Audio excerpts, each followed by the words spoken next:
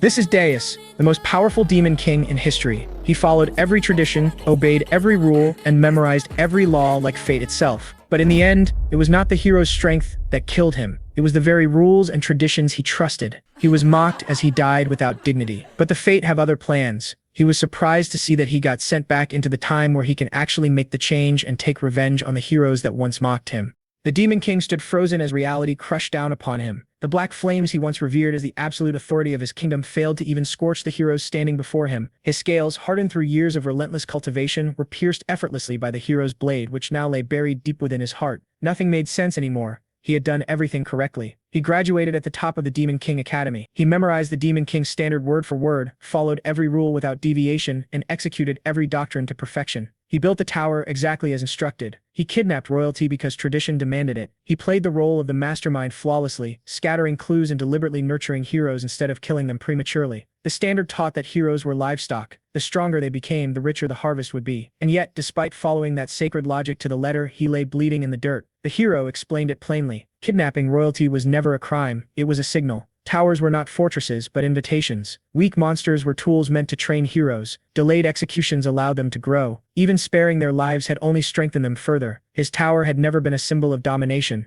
It was a training ground, a farming zone. The heroes laughed openly, expressing their gratitude for raising their levels and providing excellent loot. Even the fallen heroes were dismissed as insignificant sacrifices made in pursuit of fame. The mockery cut deeper than death itself. Consumed by rage, the Demon King attempted to unleash his final power. Before it could even take shape, his head was severed cleanly from his body. As his consciousness faded, he sacrificed everything he had left to trigger one final explosion, swallowing the battlefield whole. Then came darkness. A voice called his name. Deus opened his eyes to thunderous applause. He found himself standing once again in the Demon King Academy, 15 years in the past, his graduation badge resting in his hand. Before him, the glowing laws of the Demon King standard materialized as they once had. This time, he understood everything. When asked to swear the oath, Deus refused. He openly denounced the standard, declaring it trash, a cruel joke designed to enslave demon kings and fatten heroes for slaughter. His words stunned the entire academy. In that instant, the greatest genius of the era became something far more dangerous. The madman of the century. Archduke Arcane Blair was the first to completely lose his composure. He slammed his hand down with such force it seemed as though he intended to split the table in half, roaring about immediate execution for what he deemed an unforgivable affront to their sacred standards. The sheer rage in his voice reverberated through the hall, making everyone feel as though the academy itself was caught in a violent earthquake. Then he paused.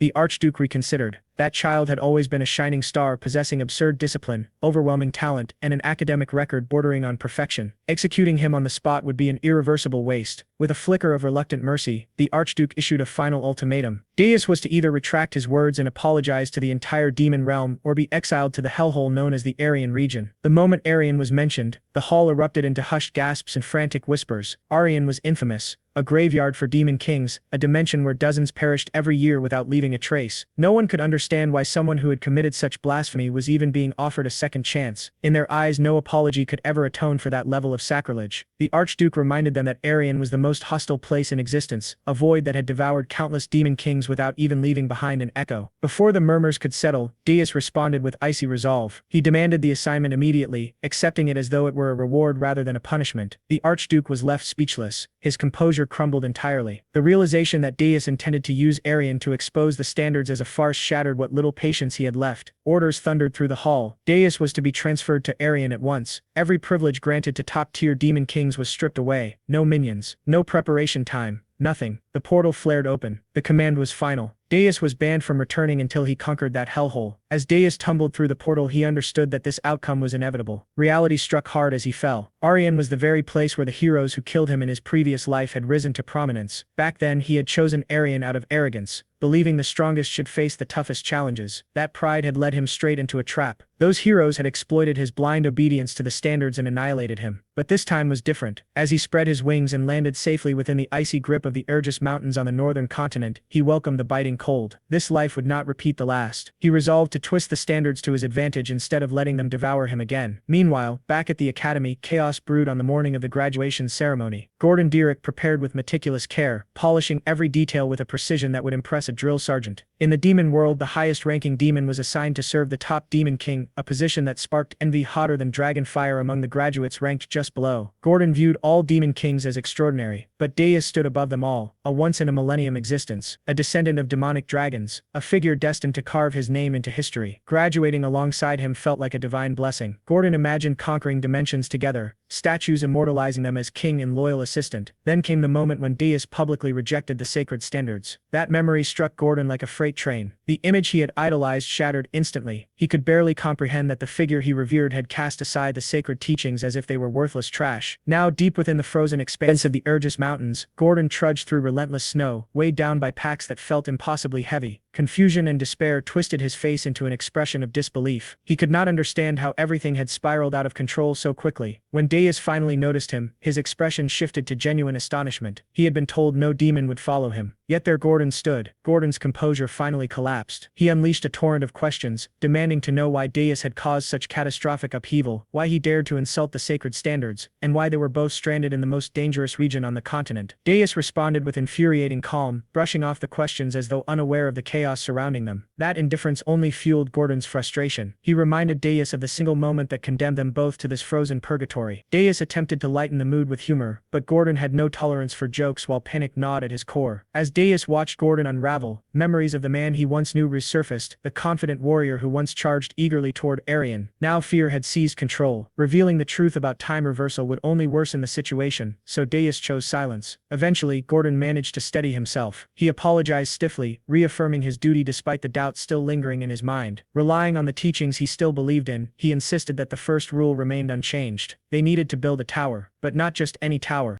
The tower, according to Gordon, needed to be placed in a visible and accessible location, not hidden within a frozen wasteland crawling with monsters. The surrounding mountains were infested with ferocious beasts, making traversal nearly impossible for ordinary beings. He argued that choosing such a location blatantly violated every principle outlined in the Demon King's standards, and insisted they needed to retreat immediately. Desiree rejected the idea outright. Stubborn as an immovable pillar, he declared that the tower would rise exactly where they stood, here and now, and nowhere else. Without further debate, he produced the legendary tower seed and thrust it into the frozen earth. The seed required Demon King blood to awaken, and Gordon's panic surged instantly. He accused Deus of trampling over sacred traditions, but Deus responded with cold finality. He had never sworn allegiance to those standards in the first place. Gordon recoiled as though struck across the face. That rejection of doctrine hit him with crushing force. For demons, the standards were as fundamental as breathing itself. To deny them felt as unnatural as flying without wings, unless one had endured something truly hellish, like death itself. Deus sliced his palm open without hesitation and let his blood drip onto the seed. He asserted that Gordon needed to understand something clearly, that the standards were utterly worthless, especially within Arian. The seed absorbed the blood and erupted in a blinding red flare as a massive magic circle expanded outward. The tower began identifying its master, Deus of the Black Flame Demonic Dragon Clan. As the revelation unfolded, it shattered the foundations of everything Gordon believed. Deus explained that Arian swarmed with heroes because they had learned how to manipulate towers, weaponizing the Demon King's standards against demons themselves. That was the reason Demon Kings met their end in this cursed land time and time again. When the tower fully manifested, rising from the snow like a dark and brooding monument, Gordon stared in disbelief. Deus merely remarked that the standards deserved to be renamed, given that they now served humans far better than demons ever had. The interior of the tower was nothing but desolation. Upon entering the first floor, cold stone and suffocating silence greeted them. Gordon inspected the empty space with growing unease. A proper tower should have been overflowing with chambers, traps, and monsters, yet this one felt abandoned, stripped of every luxury a demon king was supposed to possess. Each level above proved just as barren. By the time they reached the fifth floor, the so-called king's chamber was as empty as the rest. Gordon reluctantly accepted that the tower's structure was beyond saving, but insisted that the next rule of the standards still needed to be followed. The second requirement demanded the kidnapping of a prince or princess, preferably someone close to the throne, to siphon the strongest emotional energy. Gordon asked for permission to offer his suggestion, and Deus granted it with a nod. Unfurling a map, Gordon pointed toward the kingdom of Corson, the closest realm to the Urgus Mountains. In his assessment, abducting the highest-ranking princess there would send waves of fear and despair through the kingdom, fueling their growth immensely. Deus cut him off before he could continue. He agreed with the kidnapping itself, but revealed that he had already chosen his target. Gordon's excitement spiked at the prospect of accompanying the mission until Deus ordered him to remain behind and guard the tower. Gordon took this as reassurance, convincing himself that his king had finally returned to reason and that the earlier erratic behavior was merely the stress of graduation. That fragile optimism shattered instantly when he learned the chosen target. Instead of Corson's royal princess, Deus had selected Hilderin, the kingdom farthest from the tower. And rather than a high-ranking royal, his target was the 13th princess, a girl with almost no influence and barely any presence at court. With unwavering resolve, Deus launched himself southward, crossing vast lands until he reached a distant castle. He slipped through a window and entered the princess's private chamber without hesitation. The mission felt disturbingly familiar. Yet this time, he moved with a purpose that defied every sacred rule of the demon world. Back at the tower, Gordon's heart pounded as panic set in. His king had chosen the least strategic option possible, the complete opposite of everything the standards demanded. Inside the chamber, the princess stared at Deus in stunned confusion, unsure of who or what had just shattered her quiet night. Deus wasted no time, declaring his identity and intent with unwavering confidence. Instead of terror, she responded with a soft, almost amused laugh. The reaction caught Deus completely off guard. Rather than shrinking back, the princess stood tall, meeting his gaze as though appraising him. Her audacity was baffling. He questioned whether she genuinely understood the danger or simply thought demon kings were some kind of joke. Even so, he bolstered his confidence, certain of his own presence. What he failed to anticipate was her calm acceptance, as though being kidnapped was little more than an inconvenience. That composure sent an inexplicable chill down his spine. He questioned her motives sharply, but she merely shrugged, explaining that she had long suspected something absurd like this might happen to a princess. He warned her not to attempt anything clever, insisting he would not tolerate deception, especially while feeling as though he stood on a fragile bridge above molten lava. She countered calmly, pointing out that she could not have plotted anything when she had no way of knowing he would appear that night. Her reasoning was sound, yet something about it unsettled him. Before he could dwell on it further, she extended her hand and beckoned him to leave. Deus took her hand, and together they soared back toward the tower hidden deep within the Urus Mountains. The moment they landed, Gordon rushed forward, tension radiating from every movement. Deus instructed him to place the princess on the 4th floor rather than throwing her into the dungeon, explaining that her lack of resistance warranted a small measure of leniency. Gordon complied, then requested to discuss an urgent matter. Meanwhile, the princess sat alone on the bare stone floor of the 4th level, quietly remarking to herself that she had truly been kidnapped. Her eyes wandered across the empty chamber, no bedding, no servants, no comforts of any kind. Yet despite everything, a small smile formed on her lips as she concluded that perhaps this situation was not entirely unbearable. At the same time, Gordon presented Deus with an ornate invitation from the Tower of Monsters. It announced a welcome celebration for the newly crowned Demon King. Deus dismissed it as a hollow display of intimidation, a posturing show of power. Under normal circumstances, demon kings would never cooperate, but Arin's grim reality had forced uneasy alliances. Still, he decided to attend. The stakes had grown too significant to ignore. The Tower of Monsters loomed from within a dense forest. There, Deus came face to face with Draxon, the demon king who had ruled the region for 70 long years. Draxon's first reaction was steeped in contempt. He assessed Deus as though he were nothing more than dust beneath his feet, making his disdain for the newcomer's disregard for tradition unmistakably clear. Deus responded with unbothered defiance, urging him to abandon theatrics and state his purpose. The reason soon surfaced. Draxon revealed that Archduke Arcane had ordered him to monitor Deus closely. Deus retaliated with an unfiltered insult, mocking how even exile to Arin had failed to extinguish the Archduke's arrogance. The remark ignited Draxon's fury. He attempted to assert dominance by issuing a humiliating command, but Deus did not yield. Instead, he questioned whether Draxon truly understood why he was there. Draxon insisted that Deus had violated sacred traditions. Deus cut him off, pointing out that those same traditions forbade demon kings from killing one another, before slamming his heel down and shattering the floor with a single thunderous strike. The sheer force of the display left Draxon frozen in stunned silence. Only then did Draxon realize far too late that he had gravely misjudged his guest. Scrambling to salvage what had already become a complete disaster, he dragged up the Archduke's orders once more. Orders tangled in the chaotic affair of a kidnapped princess and a report that wasn't even due for another month.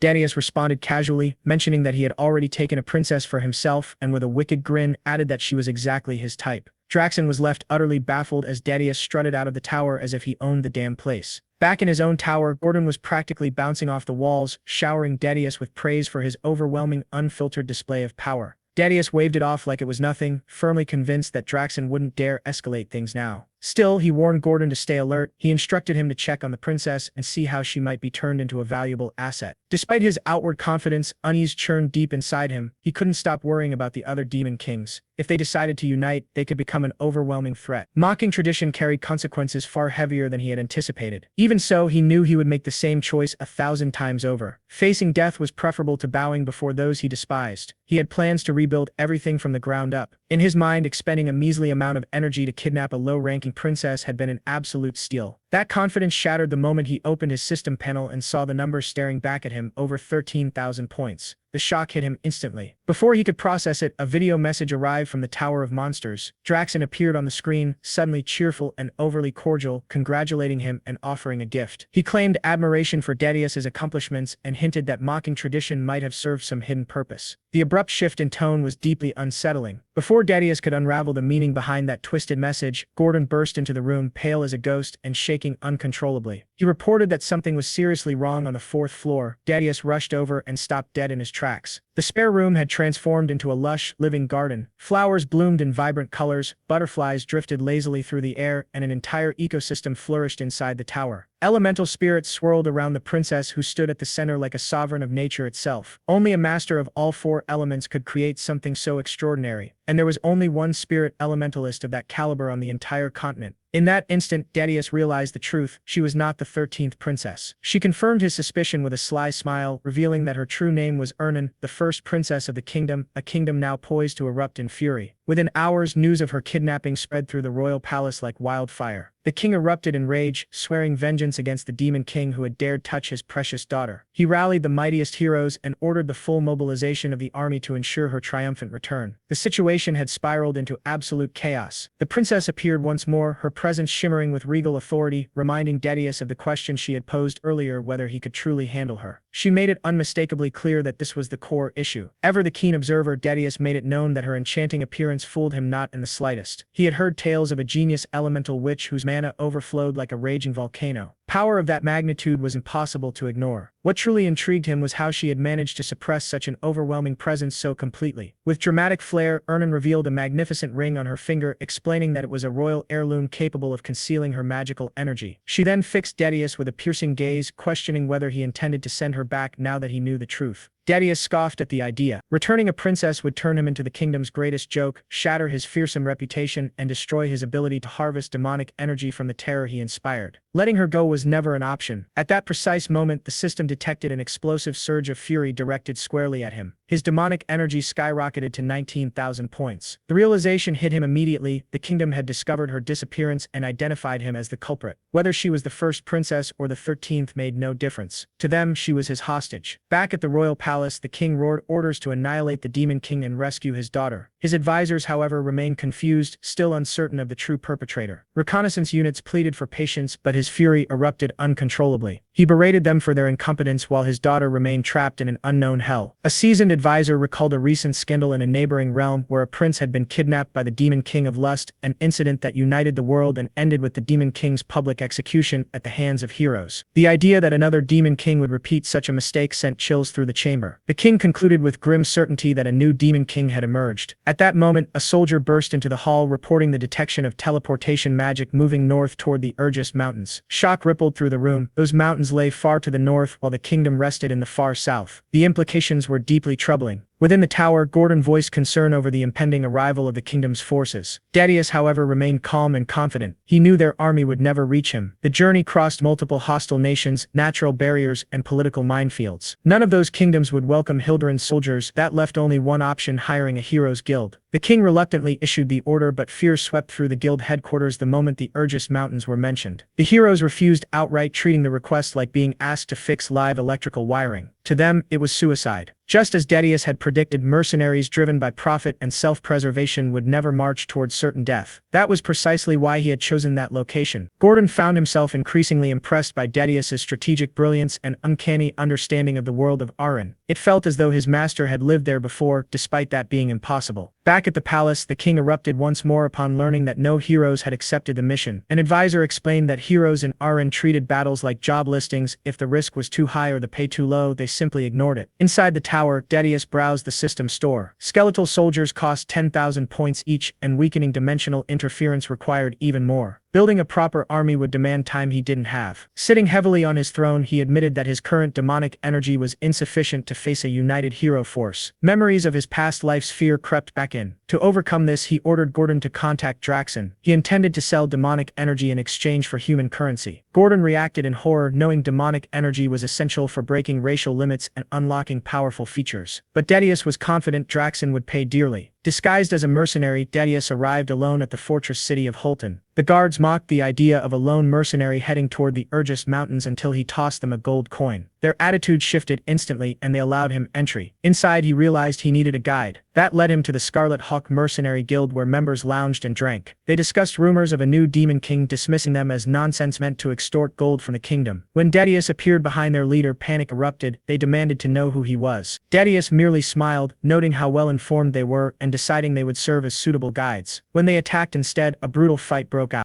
Dias moved with ruthless precision. One mercenary attempted a sneak attack from behind, only for Dias to block it as effortlessly as swatting away a mosquito. When another swung a massive hammer toward him, Dias caught it midair, stunning the attacker in the same way martial arts movie characters freeze when their strongest punch is stopped barehanded. Within moments, crossbows were aimed at him from every direction. Even then, he continued fighting without hesitation. He seized one large mercenary and hurled him into the others, scattering them like bowling pins crashing across the floor. The leader watched in absolute terror, no longer seeing a man, but a monster torn straight from a dark fantasy series. Outside the building, several mercenaries muttered in despair, questioning why the battle still hadn't ended and why exhaustion never seemed to touch their opponent. It felt as though they were trapped in a boss fight against an enemy who simply refused to obey stamina rules. When the rest finally collapsed, Dias approached the trembling leader, his eyes faintly glowing in the shadows. He assured the man that he would survive on the condition that he answered truthfully. Faced with a presence that felt like a final boss looming over him, the leader agreed instantly, begging for mercy without hesitation. Dias demanded the location of the slave market. Shaking uncontrollably, the leader guided him to a massive structure sealed behind a heavy iron gate. Dias quickly noticed that the market dealt exclusively in human slaves. The leader hesitated, uncertain whether this displeased him. Dias asked if there was anything rarer and casually tossed him a heavy bag of gold. Fear vanished in an instant, replaced entirely by greed. The leader's demeanor shifted immediately, like a shopkeeper adjusting his attitude for a wealthy customer, and he led Dias toward a hidden section of the market. As they walked, Dias couldn't help but notice how quickly the man recovered after witnessing his comrades' deaths.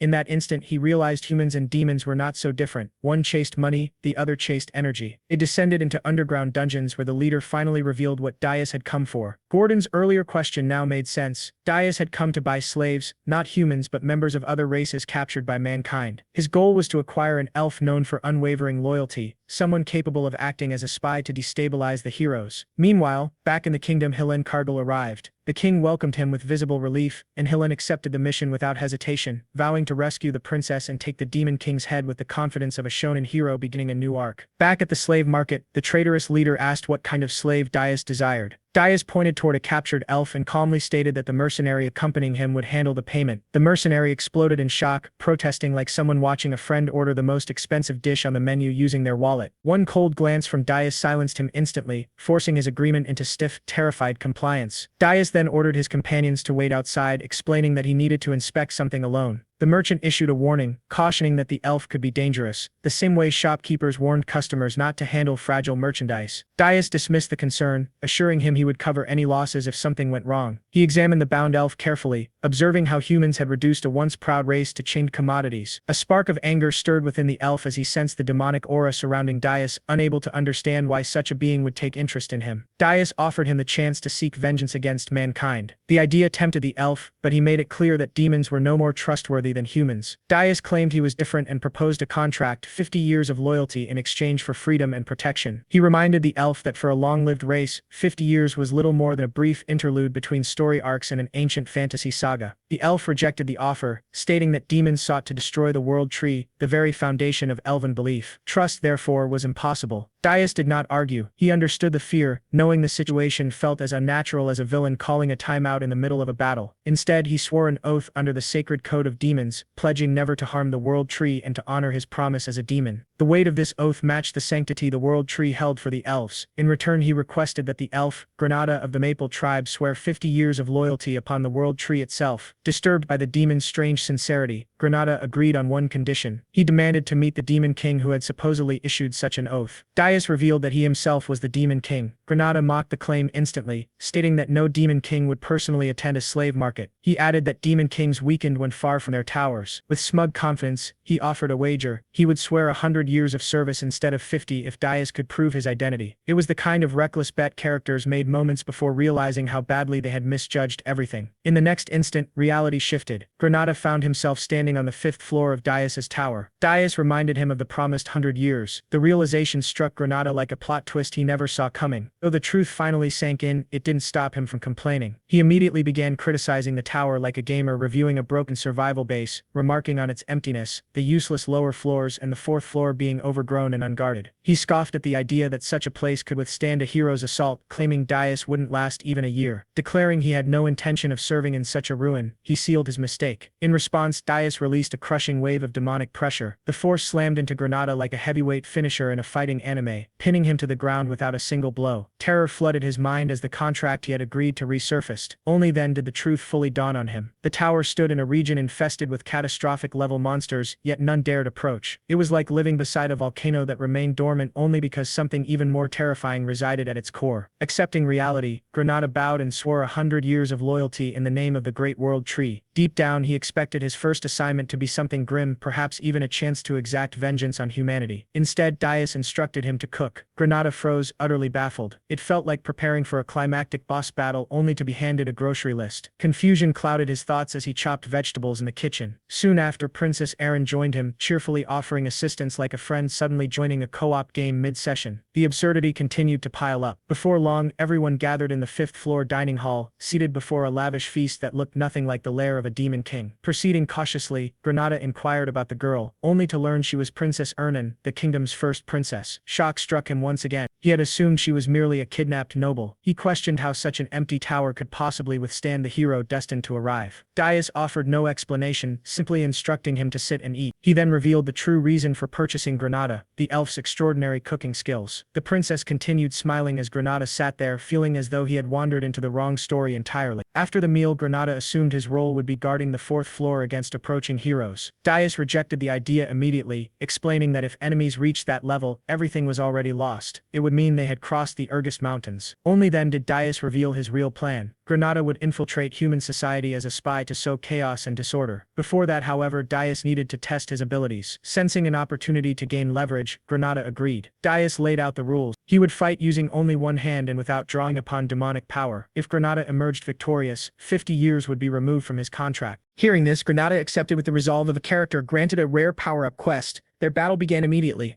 Movements sharp and deliberate. Darius quickly observed that Granada's technique remained refined and precise, untouched by years of enslavement. He even suspected that prolonged exposure to the tower's fourth floor had naturally strengthened the elf's body and magic. Granada unleashed powerful spells, revealing strength far beyond that of ordinary elves. His magic surged with confidence as he warned Darius not to underestimate him. Magically summoned roots erupted from the ground, wrapping tightly around Darius's leg. For a brief moment, Granada believed victory was finally within reach. Then a crushing presence descended, an overwhelming pressure slammed into Granada, a brutal reminder of the being standing before him. His body froze, instincts screaming danger. Darius maintained his promise to restrain his strength, yet the pressure alone made it difficult for Granada to breathe. Before he could respond, the fight ended in an instant. A single decisive strike from Darius dropped him to the ground, ending the battle and proving that the gap between them was far greater than Granada had ever imagined. From there, the story shifted to the city of Horton Walk, home to the Red Hawk mercenaries' headquarters. This time, the mercenaries welcomed Darius with warmth and respect, behaving like employees greeting a once strict boss who had returned with a rare smile. Darius informed them that he intended to hire their services for an entire year. Their captain accepted immediately, asking about payment. One mercenary muttered under his breath, clearly irritated at how eagerly their leader bowed to the same man who had flattened them earlier. In response, Darius placed a heavy sack of gold onto the table. The sound alone shifted the atmosphere. The mercenaries straightened instantly, enthusiasm igniting as they swore loyalty without hesitation. Their captain even considered, in private, replacing some members with a stronger team later on. Darius then informed them that the man beside him would be joining as a new member and would relay all future orders. The group hesitated, until Granada stepped forward. Seeing his swollen, bruised face erased all doubt. Sympathy replaced suspicion as they welcomed him like a long-lost companion, recognizing that he had suffered under Darius just as they had. Shared trauma bonded them faster than any introduction ever could. Watching them, Darius noted that despite their rough demeanor, these mercenaries were seasoned veterans and not easily replaced. His thoughts drifted to the only hero who had answered Hildurin's call, Hillen, the hero renowned for slaying the demon king of lust. Now in command of the mercenaries, Darius revealed their first mission: gather every fragment of information related to Hillen,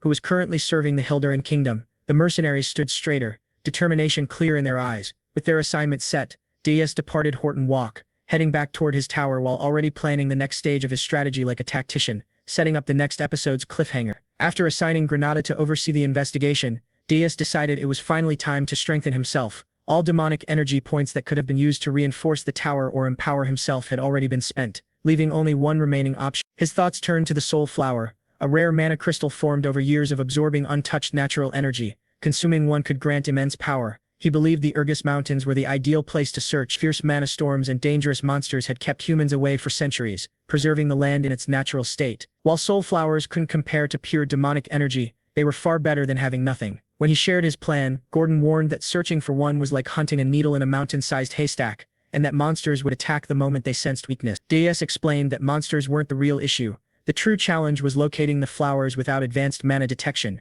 Their discussion was interrupted by a soft knock. Princess Ernam peeked in, a small blue slime bouncing happily atop her head like a living accessory. Both DS and Gordon flinched at the sight. With a shy smile, she admitted she had never expected to be allowed beyond the palace walls and was grateful she had come. Before she could continue, DS lifted her up, instructed her to hold on and launched them into the sky. They shot upward at breathtaking speed. From above, Ernam gazed down in awe, seeing the world like a first-time traveler staring out an airplane window. The sunrise, the clouds, the open land, everything felt unreal. Her thoughts drifted back to life in the palace, where every day felt identical. Training magic, studying history, repeating routines without variation. She had never imagined anything different. Yet soaring above the Urgus Mountains made her feel as though she had stepped into someone else's adventure. DS ignored her reverie and reminded her of the task at hand. She asked him to use her name, since they would be together often. He agreed but warned her not to forget her responsibility. Failure to locate the soul flowers would result in punishment. She immediately apologized and summoned her water and wind spirits to begin the search. DS expected the process to take time,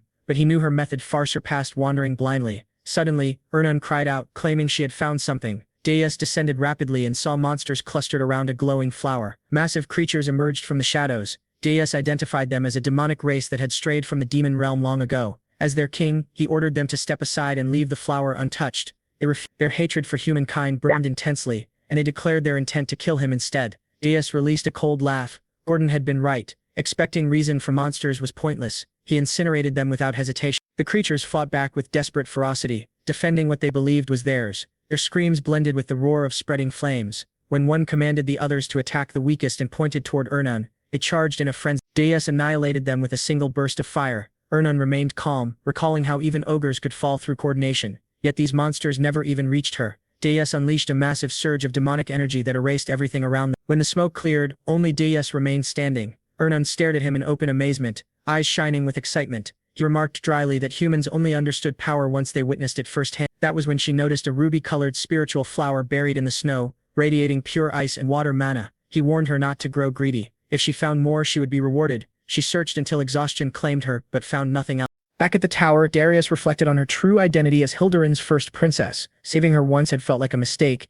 yet now she seemed far more useful than he had originally expected. Gordon soon arrived with news from Granada. Hillen and 32 heroes had already left the capital. However, rather than heading toward the Urgus Mountains, they were following the standard route, gathering allies, accepting village quests, and steadily leveling up. Gordon presented several strategies, urging Darius to examine them carefully. Darius casually tossed the proposals aside, leaving Gordon stunned. He made it clear that he had no intention of placing even a single monster or barrier in the hero's path. Weak challenges, in his view, only forged stronger heroes. He then instructed Gordon to send word to Granada and have the mercenaries accompany the heroes, allowing them to earn the heroes' trust. Gordon complained inwardly that his master never followed common sense and voiced his concern about how the tower could possibly be defended in its current condition. Darius reassured him that the tower would be reinforced, but when he mentioned doing so with the help of a dwarf, Gordon immediately protested. Housing a dwarf alongside a human and an elf, he argued, would turn them into a laughingstock. Darius ignored the complaint and explained that the true prize was not the dwarf himself, but the advanced magical weapons that only dwarves were capable of forging. His next move was both simple and ruthless. Heroes always expected weak monsters on the first floor of a demon king's tower. This time, they would instead be greeted by rows of cannons. Gordon immediately grasped the implications, realizing that such an ambush would be impossible for the heroes to anticipate. Shaking his head, he remarked that the plan shattered every established rule. Suddenly, he froze before shouting that another kidnapping had occurred. The view shifted to the underground dwarf city of Wolfner. There, Lager Friedrich, the greatest blacksmith among the dwarves, worked quietly at his forge, completely unaware that he had just become the Demon King's next target. The scene lingered on Wolfner, the bustling city of dwarves, as Darius entered in disguise. He recalled having fought countless dwarves before his regression, yet this marked his first time setting foot in their city. Darius stepped into a shop known as the Midnight Inn. Upon arrival, he handed money to a man and explained that he had come to commission a weapon, though he did not know where to begin. He asked to be directed to the most outstanding blacksmith in the city. The man accepted the money and laughed, commenting that for a human, Darius certainly understood how to conduct business. Darius replied by remarking that he had heard dwarves loved money just as much as heroes did. The man smiled and explained that Darius should head deeper into the city. He described a massive hole that would be impossible to miss and instructed him to board the lift there. Once inside, his identification would be checked and he would be taken to the desired floor. The man further explained that this was a two-step security system designed to identify intruders. He then instructed Darius to go to the lowest floor in the deepest room where he would find the city's finest blacksmith, Lager Friedrich. Following those directions, Darius took the same route and eventually arrived at Lager's domain. As he observed the forge, Darius thought that the display of metallurgy made it seem as though the metal itself was dancing. He questioned whether Lager truly was the best blacksmith, then considered how much easier things would be if he simply abducted him quietly. Reaching out, Darius attempted to place a hand on Lager's shoulder. At that moment, Lager sensed his presence and forcefully raised his hammer. A powerful aura erupted, overwhelming Darius and hurling him backward under the sheer pressure. Darius realized that Lager had detected even the faint trace of demonic energy and wondered if this dwarf might be more formidable than expected. Lager charged at him, hammer raised. Darius caught the weapon mid-swing and declared that Lager was a hero. Lager loudly affirmed this, identifying himself as Lager Friedrich, the blacksmith who carried the power of heroes. He condemned Darius for daring to enter dwarven land as a demon. Darius responded with a smirk, stating that Lager would not leave the city alive and remarking that despite all the bravado, Lager was surprisingly weak. He then clarified that he was not merely a demon, but a demon king. With that declaration, Darius seized Lager by the throat, causing him to groan in pain. Hearing the commotion, several soldiers rushed over and called out to Lager, apologizing for interrupting his work and asking about the noise they had heard. Moments later, they realized Lager was gone. Shouting that there was an intruder, they ordered all exits sealed and demanded a full search of the facility. The scene shifted again, revealing Darius holding Lager high above the city. Darius warned him that making a single sound would result in instant death. Lager wondered why a demon king had come and assumed it must be for their princess. Darius dismissed the assumption, stating that the princess did not interest him. Lager insisted that this was a lie. Darius countered by mentioning rumors that dwarven blacksmiths dug underground escape passages for emergencies. Grinding his teeth as tears streamed down his face, Lager convinced himself that the demon king truly had come for the princess. He cursed his own fate, thinking that the only reason he had lived quietly until now was his fear of confronting demon kings. He lamented that this misfortune had fallen upon him. It was then revealed that Lager was in truth weak. Darius noted that coaxing information from him would not be easy and proposed an alternative. He would kidnap the princess instead and allow Lager to live, provided that Lager guided him. Lager reacted in shock, struggling to understand Darius's intentions. He imagined the consequences of a rumor spreading that a selfish hero had sold out the princess to save his own life. Such a story, he realized, would forever change how the other dwarves viewed him. Crying out in despair, he cursed Darius as a vile and evil creature, believing that everyone already knew he was weak and that such a rumor would easily be believed. Darius then presented him with a choice: either sell out the princess or walk away under his own power. Internally, Darius knew Lager would choose betrayal, as he clearly wished to avoid torture. He promised that if Lager cooperated, his safety would be guaranteed, swearing this vow upon the Demon King's standards. Lager recalled that those standards were treated as sacred among demon kings and believed that a vow made upon them could never be broken. Coming to a decision, Lager suddenly forced a dramatic smile and agreed to lead Darius through the underground passage. Darius commented on the expression, remarking that it made him feel sick. Back at Lager's workshop, his status was listed as absent while knights searched the area. At the same time, Princess Louise Weft of the Dwarven Kingdom stood nearby, dressed in a strange outfit. She cried as she wondered where Lager had gone while crafting her weapon. One knight explained that they believed he had been kidnapped. Louise angrily ordered him to be silent, insisting that Lager was a hero and that it made no sense for a hero to be abducted. The knight carefully explained that while Lager was a hero, he was also a blacksmith, which explained his lack of combat ability. Louise again demanded silence and ordered the knights to find the kidnapper and bring him before her at once. The knight acknowledged her command. She then issued a dark warning, stating that if they failed, she would personally rip off their heads. The knight once again acknowledged her authority. The scene shifted to the secret passage. Lager led Darius through a narrow tunnel, walking ahead while Darius followed behind. Darius was forced to stare at Lager's large backside the entire time, which steadily irritated him. He complained about how long he had to endure the sight. Trembling, Lager explained that it could not be helped due to the tunnel's tight space and urged him to be patient, saying they were almost there. Darius ordered him to move faster despite his large build. Eventually, Lager emerged from the tunnel and led Darius to a castle. He declared that his role was finished, explaining that he had fulfilled his part by revealing the underground passage and that Darius was now on his own. His voice shook as he announced his departure. Darius's expression darkened as he called out the absurdity of Lager's claim. Trembling, Lager reminded him of the vow made upon the Demon King's standards, insisting that his safety had been guaranteed. Darius responded with a smirk, dismissing the vow as worthless and stating that he did not care in the slightest. Lager broke down in tears, questioning what kind of Demon King Darius truly was. Darius casually wondered aloud what should be done with him now. Crying, Logger regretted not selling out the princess earlier. Lowering his head, he claimed that he was actually quite useful, boasting that no one could rival his metallurgy skills. He promised to forge any weapon Darius desired. Darius noted the irony of a hero willingly offering service to a demon king. Logger argued that there was nothing strange about such an arrangement and offered himself completely, even suggesting he could act as a spy. Darius stated that if Logger swore allegiance to him, he would be spared. Logger expressed his gratitude and praised the great demon king, though in his heart he mocked Darius as a fool, convinced he would never truly obey. The scene changed once more as Darius brought Logger to Burge's tower on the 4th floor. Logger froze completely, stiff as a statue. Gordon, terrified, exclaimed that the demon king had brought back a dwarf, no, a hero dwarf. Darius ordered him to be silent. At that moment, Granada contacted them, stating that he had a report to deliver, only to react in shock upon seeing the dwarf. Darius instructed him to give the report later. The princess then addressed Logger, asking whether he had come to save her, quickly adding that he probably had not. Confused, Logger asked Darius why he had been brought there, reminding him that he had been promised freedom. Darius calmly stated that no such promise had been made. Logger insisted that mercy had clearly been guaranteed. Darius confirmed that mercy had indeed been granted.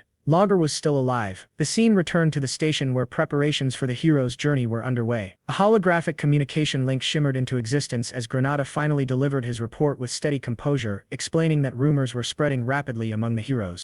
Intelligence suggested that the newly emerged Demon King wielded black flames, a belief that had driven the heroes to equip themselves with fire-resistant gear in preparation for battle. Granada continued his report by revealing another rumor circulating among them. Many heroes believed the Demon King had refrained from unleashing demonic beasts out of fear. His prolonged silence was not interpreted as strategy, but as weakness. In their view, restraint signified hesitation rather than calculation. Darius listened without any visible reaction. His expression remained unreadable, his posture perfectly still. When he finally responded, his judgment was cold and dismissive. From his perspective, the heroes had never lost their desire to kill. Darius issued his final directive, ordering Granada to continue monitoring the heroes and report any changes without delay. The connection severed shortly after, leaving Darius alone with his thoughts. He reflected on the Demon King's approach of deliberately withholding demonic beasts. Hero morale was being eroded slowly and methodically. Their expectations were subtly distorted, yet what unsettled him more was the realization that this Demon King possessed an unusually profound understanding of human psychology. Darius wondered whether such a figure had ever existed before. The thought sent a rare chill through him, followed almost immediately by relief. This Demon King was not his enemy. The scene then shifted to Darius's tower, its interior cold and oppressive. There he issued orders to the dwarf blacksmith, Logger Friedrich. Fire cannons were to be installed on the tower's 1st floor, but with one absolute restriction: mana stones were strictly forbidden. The command sent Logger into immediate panic. Constructing such weapons without mana stones bordered on impossibility, and even if completed, their effectiveness against heroes would be severely compromised. Darius silenced any resistance instantly, declaring that discovering a solution was the blacksmith's responsibility alone. He explained his reasoning clearly. Heroes were favored by the dimension itself, granting them exceptionally sharp sensitivity to energy. Any trap powered by mana stones would be detected long before activation. That was precisely why mana stones could not be used. When Logger attempted to object again, Darius's demeanor darkened. A sphere of black magic formed calmly in his hand as he reminded the dwarf of the reason he had been brought there. Logger was known as the greatest blacksmith. If he failed, replacements were plentiful. Crushed emotionally, Logger hastily revealed an alternative method. Logger explained that he had once developed a device capable of completely erasing mana traces. The research had taken 3 years, and the finished prototype remained in his workshop within the dwarf kingdom of Wolfner. Suspicion hardened Darius's expression as he demanded confirmation that this was not another desperate fabrication. Trembling and in tears, Logger swore his honesty. After brief consideration, Darius chose to believe him, though not without precautions. A purple rune-etched collar was secured around Logger's neck. Darius explained its function with disturbing casualness. The restraint could sever the wearer's head instantly with a single gesture and also distorted perception, preventing others from clearly recognizing Logger's face. Any attempt to remove it would be interpreted as escape and result in immediate death. Fully grasping his situation, Logger collapsed and swore absolute obedience. After issuing further instructions, Darius departed with Logger. Together they traveled across multiple kingdoms in search of rare materials and compatible components. The journey lasted nearly a month, during which Darius stored every item within a spatial pocket, preserving each carefully. Their final destination was Wolfner, the dwarf kingdom. By the time they arrived, chaos had already taken hold. A massive boulder crashed down near a group of dwarves, shattering stone and scattering debris. At its center stood Princess Louise Weft, radiating fury. More than a month and a half had passed without any sign of Logger's capture. An elderly dwarf nervously attempted to explain that Logger had constructed countless underground tunnels over the years, and that despite extensive efforts, he had likely escaped. Louise dismissed the explanation outright, concluding instead that Logger must have been kidnapped. In a violent outburst, she seized the old dwarf and issued a deadline of 2 weeks. Failure would result in total extermination. Orders were immediately given to collapse every tunnel Logger had ever created, and the dwarves rushed to comply.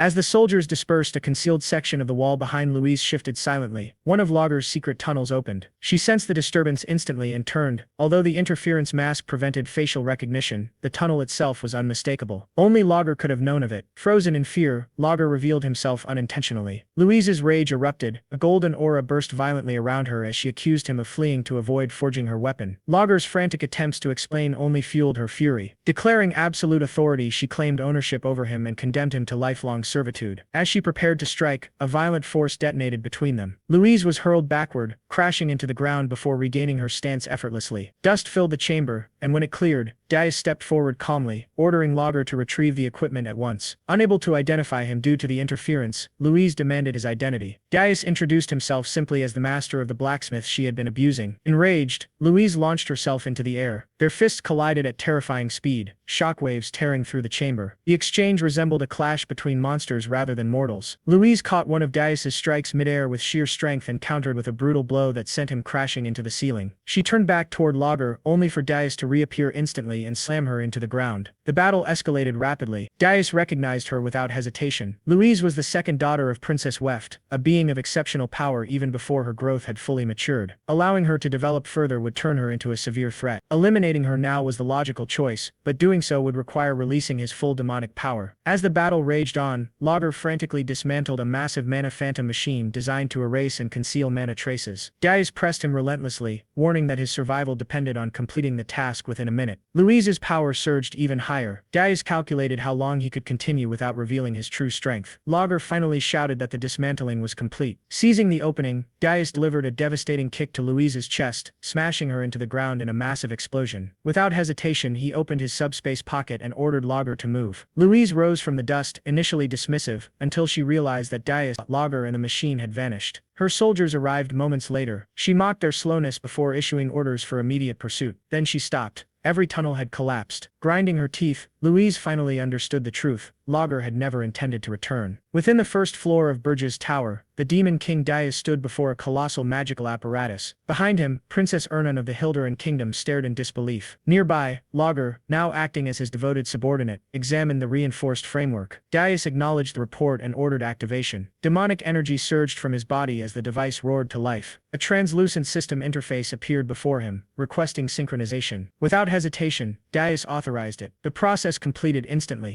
A final system update confirmed that the Mana Phantom had acknowledged Darius as its master. Its power source was fully converted, shifting entirely from mana to pure demonic energy. Darius turned his gaze toward Logger. The dwarf reacted with barely restrained excitement, insisting fervently that he had not interfered in the process in any way. Even so, amazement overwhelmed him. The fusion of the monophin with the tower, let alone the complete conversion of its energy source, surpassed anything previously thought possible. Logger immediately recognized it as a breakthrough beyond even what the original creator could have envisioned. Princess Ernan stepped closer, her eyes gleaming as she stared at the awakened structure. Darius casually suggested that she test it herself. Delighted by the opportunity, she eagerly began preparing a spell. Complex magical symbols formed rapidly as a massive sphere of multicolored magic condensed in the air. Logger panicked instantly. The thought of releasing such overwhelming power after he had just finished cleaning the tower nearly drove him to tears. His frantic pleas were completely ignored as Darius focused solely on observing the phenomenon. A spell of that scale should have been detectable far beyond the tower's walls. Darius moved toward the entrance and examined the outside world. There was nothing, no visual disturbance. No fluctuation in perception. The magic did not leak in the slightest. The effect was immediately apparent. A tower fully synchronized with a monophin completely concealed all internal magical activity. Curiosity stirred within Darius. He extended his demonic energy and attempted to manipulate the tower itself. In an instant, the entire structure vanished from existence. Moments later, with another gesture, it reappeared exactly as before. The realization struck him with quiet intensity. The tower could now be concealed or summoned at will. Though controlling this power freely would take time, Darius immediately understood its future value. A restrained smile formed as demonic light flickered within his eyes. Outside the inner chamber, Lager finally lost all restraint. His excitement burst forth as he begged for permission to examine the device further, nearly requesting permission to dismantle both the magical apparatus and the tower itself before hastily correcting his words. He declared the discovery unprecedented in all recorded history, his behavior bordering on obsession. Dadius studied him carefully, noting how completely Lager had lost control. After brief consideration, permission was granted under one condition. If Lager annihilated the heroes trapped on the first floor, he would be free to do as he wished afterward. Crimson energy surged around Lager as he immediately began chanting, fully immersing himself in what he now considered sacred research. Dadius then turned to Princess Ernan and calmly proposed that she confront the heroes who had reached the fourth floor. She hesitated, momentarily taken aback, though her protest carried a playful tone. Dadius reminded her that she was also a gifted spirit and that she had no intention of returning to her former royal life. Even as he spoke, Dadius recognized the weight of his decision. She remained an innocent princess, unfamiliar with the cruelty of the world, and asking her to oppose her own kind carried undeniable gravity. Ernan fell silent, uncertainty flickering through her thoughts as she considered what powers she could even use. Before she could settle on an answer, Dadius stopped her. Combat would not be necessary. All she needed to do was disrupt the heroes and openly reveal herself as their enemy. Success would be rewarded with another wish. She met his gaze, nodded slowly, and agreed on one condition. She wished to be introduced not as a princess but as his subordinate. Dadius accepted without hesitation. Her face lit up with unmistakable joy, her excitement barely contained. Even so, Dadius instructed her to follow his orders precisely. Some time later, Dadius sat in silence, studying the system screen floating before him. The plan unfolded clearly in his mind. The first floor would thin the heroes' numbers through overwhelming monarch cannon fire. On the fourth floor, Princess Ernan would serve as bait, drawing in survivors to be eliminated. Even so, the strategy was insufficient. With more than 200 heroes advancing, it would not erase even half of them. Only one option remained, strengthening himself further. His gaze shifted to a radiant treasure resting in his hand. Dense demonic energy coiled around it as it shimmered faintly.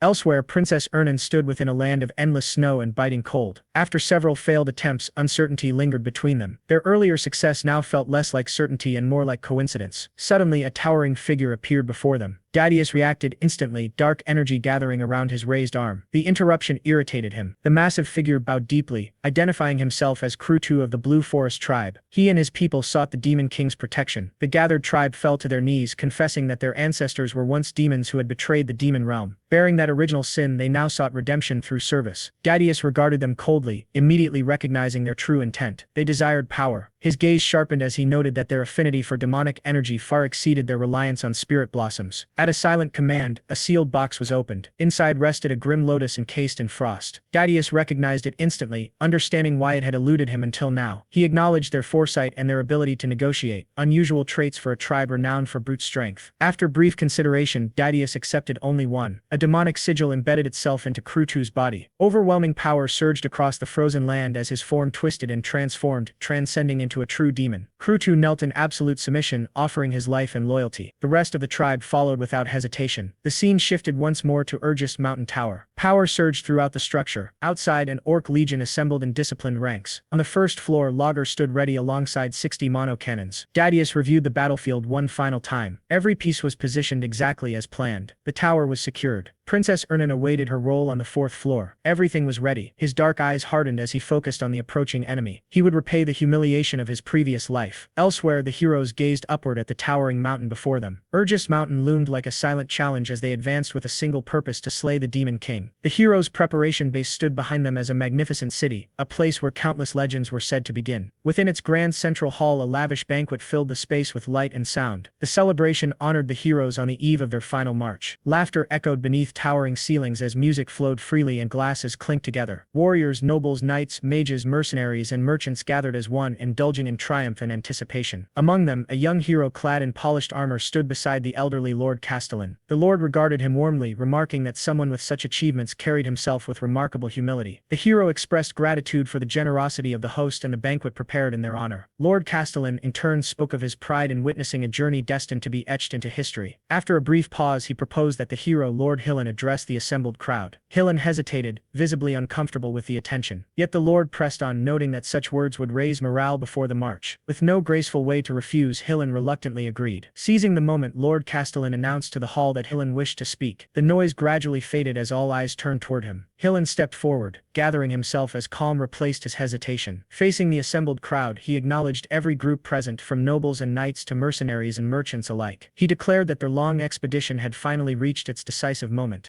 With unwavering confidence, Helen spoke of their march for justice, boasting that it had frightened the Demon King so thoroughly that not a single monster had dared obstruct their path. Laughter erupted throughout the hall as confidence surged among the attendees. Yet Helen tempered their enthusiasm, reminding them not to lower their guard. Every possible preparation, he assured them, had already been made. His resolve sharpened as he proclaimed that the following day would mark the end of the foolish Demon King. Raising his glass, righteous fervor blazing in his eyes, he invoked the kidnapping of the Hilderan Kingdom's crown princess, Princess Ernan, declaring it time for the world to remember who truly held power. The speech ended in a fiery declaration of dominance, and the hall exploded into thunderous cheers. Amid the chaos, Granada the elf observed everything from a distance. Calm and analytical, he noted that the size of the expedition had neither grown nor diminished, exactly as the Demon King had predicted. Reflecting on the speech, Granada acknowledged that Helen's charisma was the true driving force behind the expedition's success. Helen had secured funding from the guilds and retained the loyalty of even the most unreliable mercenaries. Yet unease lingered. Granada's thoughts returned to the last tower he had investigated, entirely empty. That unsettling memory made him question whether the final confrontation would truly be as straightforward as it appeared. A dark, treacherous thought briefly surfaced, whether now would be the perfect moment to betray the heroes. Panic seized him instantly. He chastised himself for even entertaining such an idea. Subjugating the Demon King would finally free him from his curse, a future that undeniably benefited him. Shaking off the thought, Granada decided to clear his mind. He stepped outside for fresh air, intending to send a report. Later that night, beneath the glow of a full moon, Granada stood alone on a high balcony. A faintly glowing device rested in his hand as he communicated quietly. From the other side came a calm report confirming arrival at Holton Walk and stating that the climb would begin the following day, this time unmistakably belonging to the Demon King Deus. His tone carried cold authority as he issued final warnings. Granada was told to beware of the snow during the climb, to remain vigilant at night, and to heed one final cryptic instruction. When the tower door opened, he was never to be near it. The connection ended abruptly. Granada stood frozen, unable to grasp the meaning of the warning. Confusion weighed heavily on his mind. Suddenly, a presence emerged behind him. Startled, Granada turned to find Helen standing there, relaxed and observant. Quickly noticing Granada's tension, Helen offered him a drink, an elven fruit wine known for its calming warmth. Granada accepted, and as he drank, his nerves gradually settled. Helen casually remarked that Granada seemed troubled and asked whether he truly believed they could succeed against the Demon King. The tone was light, almost teasing, but the question lingered heavily. Granada hesitated before responding. As he did, Helen stared into his own cup, his reflection wavering. The cheerful expression he had worn earlier slowly faded, replaced by quiet honesty. He admitted uncertainty. Granada was caught off guard by the sudden candor. Helen continued, explaining that although people trusted him and followed his lead, attacking a Demon King's tower had always been hell. It had never once been an easy victory. Attempting reassurance, Granada mentioned Helen's past achievement, defeating the Demon King of Lust, implying that a newly emerged Demon King should not be as dangerous. As the words left his mouth, Granada realized something unsettling. Very little was actually known about how Helen had killed the Demon King of Lust. Growing curious, he asked about that battle. Helen avoided the subject. His expression shifted once more, returning to the familiar heroic facade. He credited his past victory to the brave comrades who had always stood at the front, facing monsters head-on. Turning to Granada, he placed a firm hand on his shoulder and reaffirmed his trust in him. With renewed confidence, Helen declared that he would lead the coming battle and asked Granada to guard his flank. Granada nodded in agreement. Satisfied, Helen wrapped an arm around him and guided him back toward the banquet hall. The two walked side by side, Helen leading his elven companion, his expression calm and unreadable, concealing the true nature of their alliance. Later, alone with his thoughts, Helen reflected on the conversation. A cynical smirk crossed his face as his gaze drifted to a ring set with a red gemstone. In that moment, the heroic mask vanished, revealing something far darker beneath. His true thoughts surfaced clearly as he silently placed his expectations upon Granada once again. The following morning, the preparation base buzzed with activity. As the massive expedition finally departed, citizens lined the streets, cheering loudly. Words of encouragement filled the air as the heroes marched forward. Cries praising Lord Granada and Lord Wharton echoed throughout the city. At the head of the procession, Granada marched with calm focus, his gaze fixed straight ahead. Beside him, Helen walked proudly, basking in the admiration of the crowd. Soon the city disappeared behind them, and the noise faded into silence. The expedition entered the harsh Urgest Mountain Canyon. Endless snow-covered cliffs surrounded them as biting winds cut through the air. The massive force wound its way through the desolate landscape, the cold their constant companion. Casual conversations emerged. Earlier worries slowly faded. Some remarked on the surprisingly mild weather, noting the clear sky and lack of snowfall. Confidence grew as others claimed that reaching the tower would be easy at this pace. Laughter followed, along with jokes about the absence of rumored disaster-class monsters and claims that any such creatures were likely too frightened to appear with Helen leading the expedition. That confidence shattered abruptly. A warrior felt a tap on his shoulder. When he pulled his hand back, it was coated in sticky purple slime. Confusion turned to horror as he turned around. Towering over them stood a massive ghoul. Panic erupted instantly as screams tore through the canyon. More ghouls poured in from all sides. Hillen's presence cut through the chaos as he raised his sword, his resolve unshaken. Orders were issued swiftly, placing the expedition on full alert. The narrow canyon became a battlefield. Knights shielded the mages and pushed forward, steel clashing against undead flesh as magic lit up the frozen terrain. Suddenly, a new warning echoed through the ranks. A colossal skeletal frost giant emerged from the canyon wall, its massive body formed entirely of ice. Shock rippled through the expedition. Hillen immediately ordered a retreat, declaring his intent to face the monster alone. As the expedition fled the canyon, Hillen charged forward. Blue energy crashed against the frost giant, yet the creature remained unmoved. Undeterred, Hillen pressed the assault. The frost giant's crimson eyes glowed as it swung its massive arm downward. Hillen met it with a powerful upward slash, shattering the icy limb and sending shockwaves through the canyon. Without pause, he destroyed the creature's remaining arm and carved through its massive frame, overwhelming it with relentless force. Seizing the perfect moment, Hillen unleashed a final flurry of devastating attacks and signaled the expedition to escape. The heroes did not hesitate. They surged past him as explosions erupted behind them. Hillen continued to hold the frost giant at bay until the last moment. Enraged and denied its prey, the monster released a final furious roar before collapsing inward and self-destructing in a colossal explosion that shook the canyon. The survivors stumbled into a nearby snowy forest, collapsing from exhaustion and shock. Conversations quickly turned grim as they reflected on the horrors they had endured. Yet casualties were low. Many credited their survival to Hillen's overwhelming strength. Speculation spread rapidly. Rumors claimed that Hillen had absorbed the power of the Demon King of Lust, placing him on par with the Demon King himself. Confidence returned as faith in Hillen solidified. Granada listened in silence, wondering if Hillen truly could defeat the Demon King. That hope was short-lived. Ahead of them stood another threat, a tribe of massive blue-skinned orcs led by a towering chieftain with curved horns. There was no time to rest. Granada immediately recognized them as pole beings infused with demonic energy, servants of the Demon King. As the chieftain stepped forward, the ground beneath the heroes began to tremble. A deep rumble echoed through the mountains. Deus's warning resurfaced in Granada's mind. Terror spread across his face as understanding dawned. The snow began to shift. Cracks spread across the mountainside as ice groaned under its own weight. The sound of an avalanche filled the air. Panic consumed Granada as the disaster struck. A massive avalanche tore down the mountainside, burying the entire expedition in an instant. Snow and ice swallowed warriors, mages, and heroes alike, dragging them into frozen chaos. Granada's final scream was crushed beneath the overwhelming weight. Far away, within his towering fortress, Demon King Deus sat calmly upon his throne. Holographic screens displayed the unfolding catastrophe. One by one, the images of the heroes vanished. A sinister smirk spread across his face as he watched their final moments. Leaning back, his eyes gleamed with cold satisfaction. His plan had succeeded perfectly. This time, none of them would escape. Still seated upon his throne, Deus remained utterly composed. His posture showed no tension, and his expression betrayed nothing. When he spoke, there was no emotion in his voice, only absolute certainty. The design he described had been set in motion long before the heroes realized it. The cold intensified until it became suffocating, and damage reports became meaningless as the blizzard erased all sense of order. Everything within that frozen domain was consumed. Amid the roaring wind, Deus raised his voice, issuing commands through the storm. He ordered the heroes to establish a temporary camp and search for those scattered by the earlier catastrophe. Every movement was slowed by relentless snow and freezing gusts, turning even the simplest actions into exhausting struggles. As the calamity unfolded, the Demon King continued his explanation with calm detachment. The second command had already been issued. When darkness finally settled, the situation worsened even further. From within the forest's deepest shadows,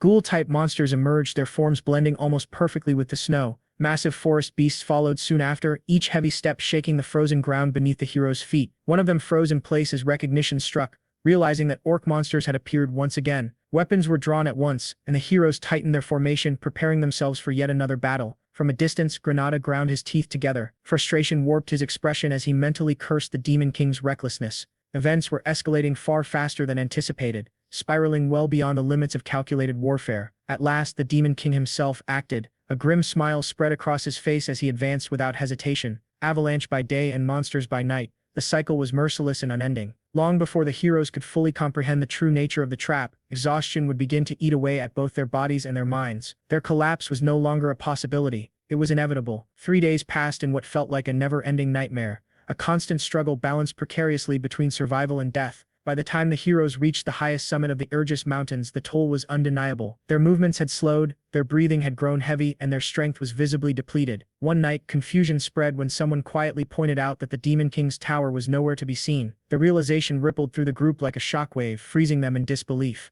Deus raised his voice, disbelief cutting sharply through his words as he emphasized that a tower was supposed to stand at the summit. Before the heroes could move, a commander stepped forward and halted him. With a firm stance and a restrained but resolute tone, the commander declared the mission a failure, stating that continuing any further would only lead to meaningless loss of life. From that point onward, survival had to take precedence over victory. Dais froze. He turned slowly, shock plainly visible on his face. The response he received was unwavering, tinged with apology yet unchanged. Grinding his teeth, Dais remained silent. 6 days after entering the Urgis Mountains, the Demon King's tower was finally discovered. The moment it appeared, fury erupted among the heroes. When the tower gates were forced open, confidence surged once more through the heroes' ranks. One knight laughed dismissively, declaring the first floor nothing more than a nest of weak enemies and urging everyone to advance without hesitation. That was when the Demon King spoke. His voice echoed coldly throughout the tower, reverberating from every direction at once. A chilling smile spread across his face as his mere presence became suffocating. The moment the tower doors opened, those who stepped inside were cast directly into hell. Magical cannon constructs materialized across the battlefield, rising into position and completely encircling the heroes. Lightning tore violently through the air, its roar deafening. Dais stared ahead in disbelief as the sheer scale of the threat revealed itself. Any lingering confidence shattered instantly. From within the control chamber, the Demon King observed calmly. This had only been the opening strike. Below, Dais struggled to steady himself. He tightened his grip on his sword and forced his body upright, his breathing uneven. Confusion and rage churned violently within him as nothing he had just witnessed aligned with logic, strategy, or any battle experience he possessed. Through the drifting smoke, Granada emerged. Though visibly shaken, he remained unharmed and reported that he had narrowly avoided the cannon strike. Relief briefly crossed Dais's face. Without hesitation, he pushed for advancing to the next floor. Granada hesitated, carefully studying him now that only the two of them remained. The danger was undeniable. Dais responded firmly, reminding him of his past victory over the Demon King of Lust and the power gained from that battle. Compared to that ordeal, this enemy was not beyond reach. As long as they stood together, victory was still possible. After a moment of silence, Granada agreed, and the two advanced side by side. The second floor was empty. The third floor was no different. Slowly, anger crept across Dais's expression. The absence of enemies felt deeply unnatural. A tower of such scale should have been crawling with monsters, yet there was nothing, no movement, no hostility, not even lingering mana. As Hillen voiced his frustration aloud, Granada remained silent, sensing deliberate intent behind the emptiness. If both floors were completely vacant, then the battlefield itself was being rearranged by a powerful hand. His thoughts inevitably turned to Princess Ernan. Even so, Dais refused to lower his guard. He warned that danger could emerge at any moment and continued forward with measured steps, prepared for hidden traps. When they reached the fourth floor, both stopped in disbelief. Before them stretched a lush forest, vibrant with greenery and arranged like a tranquil garden rather than a battlefield. Granada released a slow breath and confirmed the truth, identifying it as a curse, a spatial distortion created through advanced magic. Doubt crept into Hillen's thoughts as he questioned whether they were even inside the Demon King's tower anymore. Before any answer formed, he noticed a figure standing quietly ahead. His breath caught. A young woman stood there, clad in demonic attire and radiating dark mana. Her appearance was delicate, almost fragile, yet profoundly unsettling. She identified herself as one of the 4 heavenly kings who served and guarded the Demon King, the Dark Spirit Master. Her demeanor was light and playful, as though the situation amused her. Hillen had come to rescue a princess, yet she now stood before him as an enemy. Silence fell over the forest, then realization struck him like a blade. Recognition widened his eyes as despair flickered across Granada's face. The young woman rejected the title of princess and asserted her identity as the Dark Spirit Master. With effortless ease, she summoned dark spirit magic. Hillen's shock deepened as he recognized the spell, a pinnacle of spirit arts that only Princess Ernan could wield flawlessly. Everything connected at once. The nighttime ambushes, the hidden tower, the mono cannons, the empty floors, none of it had been chaos. It had all been strategy, and Princess Ernan stood at its center. Disbelief curdled into bitterness as Dais let out a hollow laugh. Warmth drained from his expression as the truth settled in. The princess he had crossed hell to save had been protecting the Demon King all along. Rage surged violently within him. Before he could act, the space trembled. Dark purple energy erupted across the garden, crushing the ground beneath their feet. The Demon King appeared, his presence warping the air itself as demonic power poured outward. His cold gaze locked onto Dais. The Demon King had finally revealed himself. Resentment ignited deep within Hillen. Realizing how completely he had been cornered, he understood that power alone was no longer enough. He needed more. Turning sharply, he demanded Granada's strength. The ground trembled as the Demon King's gaze shifted. Hillen stepped closer, insisting that they combine their power. Granada hesitated, confusion flashing across his face as he questioned how such a fusion could even be possible. Before any explanation came, his body stiffened. Vitality began draining from his blood. Panic surged as the sensation intensified, his strength bleeding away with every heartbeat. Hillen's expression hardened into something cold and detached. He reassured Granada calmly that everything would be fine as long as he remained by his side. Granada collapsed. The Demon King recognized it instantly. The artifact Hillen revealed exposed the truth, a forbidden relic known as the Elf Eater, capable of converting an elf's boundless vitality directly into mana. Once activated, survival was impossible. Hillen pressed his foot against Granada's face, justifying the act as a necessary sacrifice for the greater good. The Demon King watched in silence. Then he smiled. The act was contemptible, disgraceful, and unmistakably human. He calmly noted that removing the ring would instantly erase all borrowed strength. Hillen erupted into manic laughter, convinced that even the Demon King of Lust had failed to take that ring from him. The Demon King responded with a single name: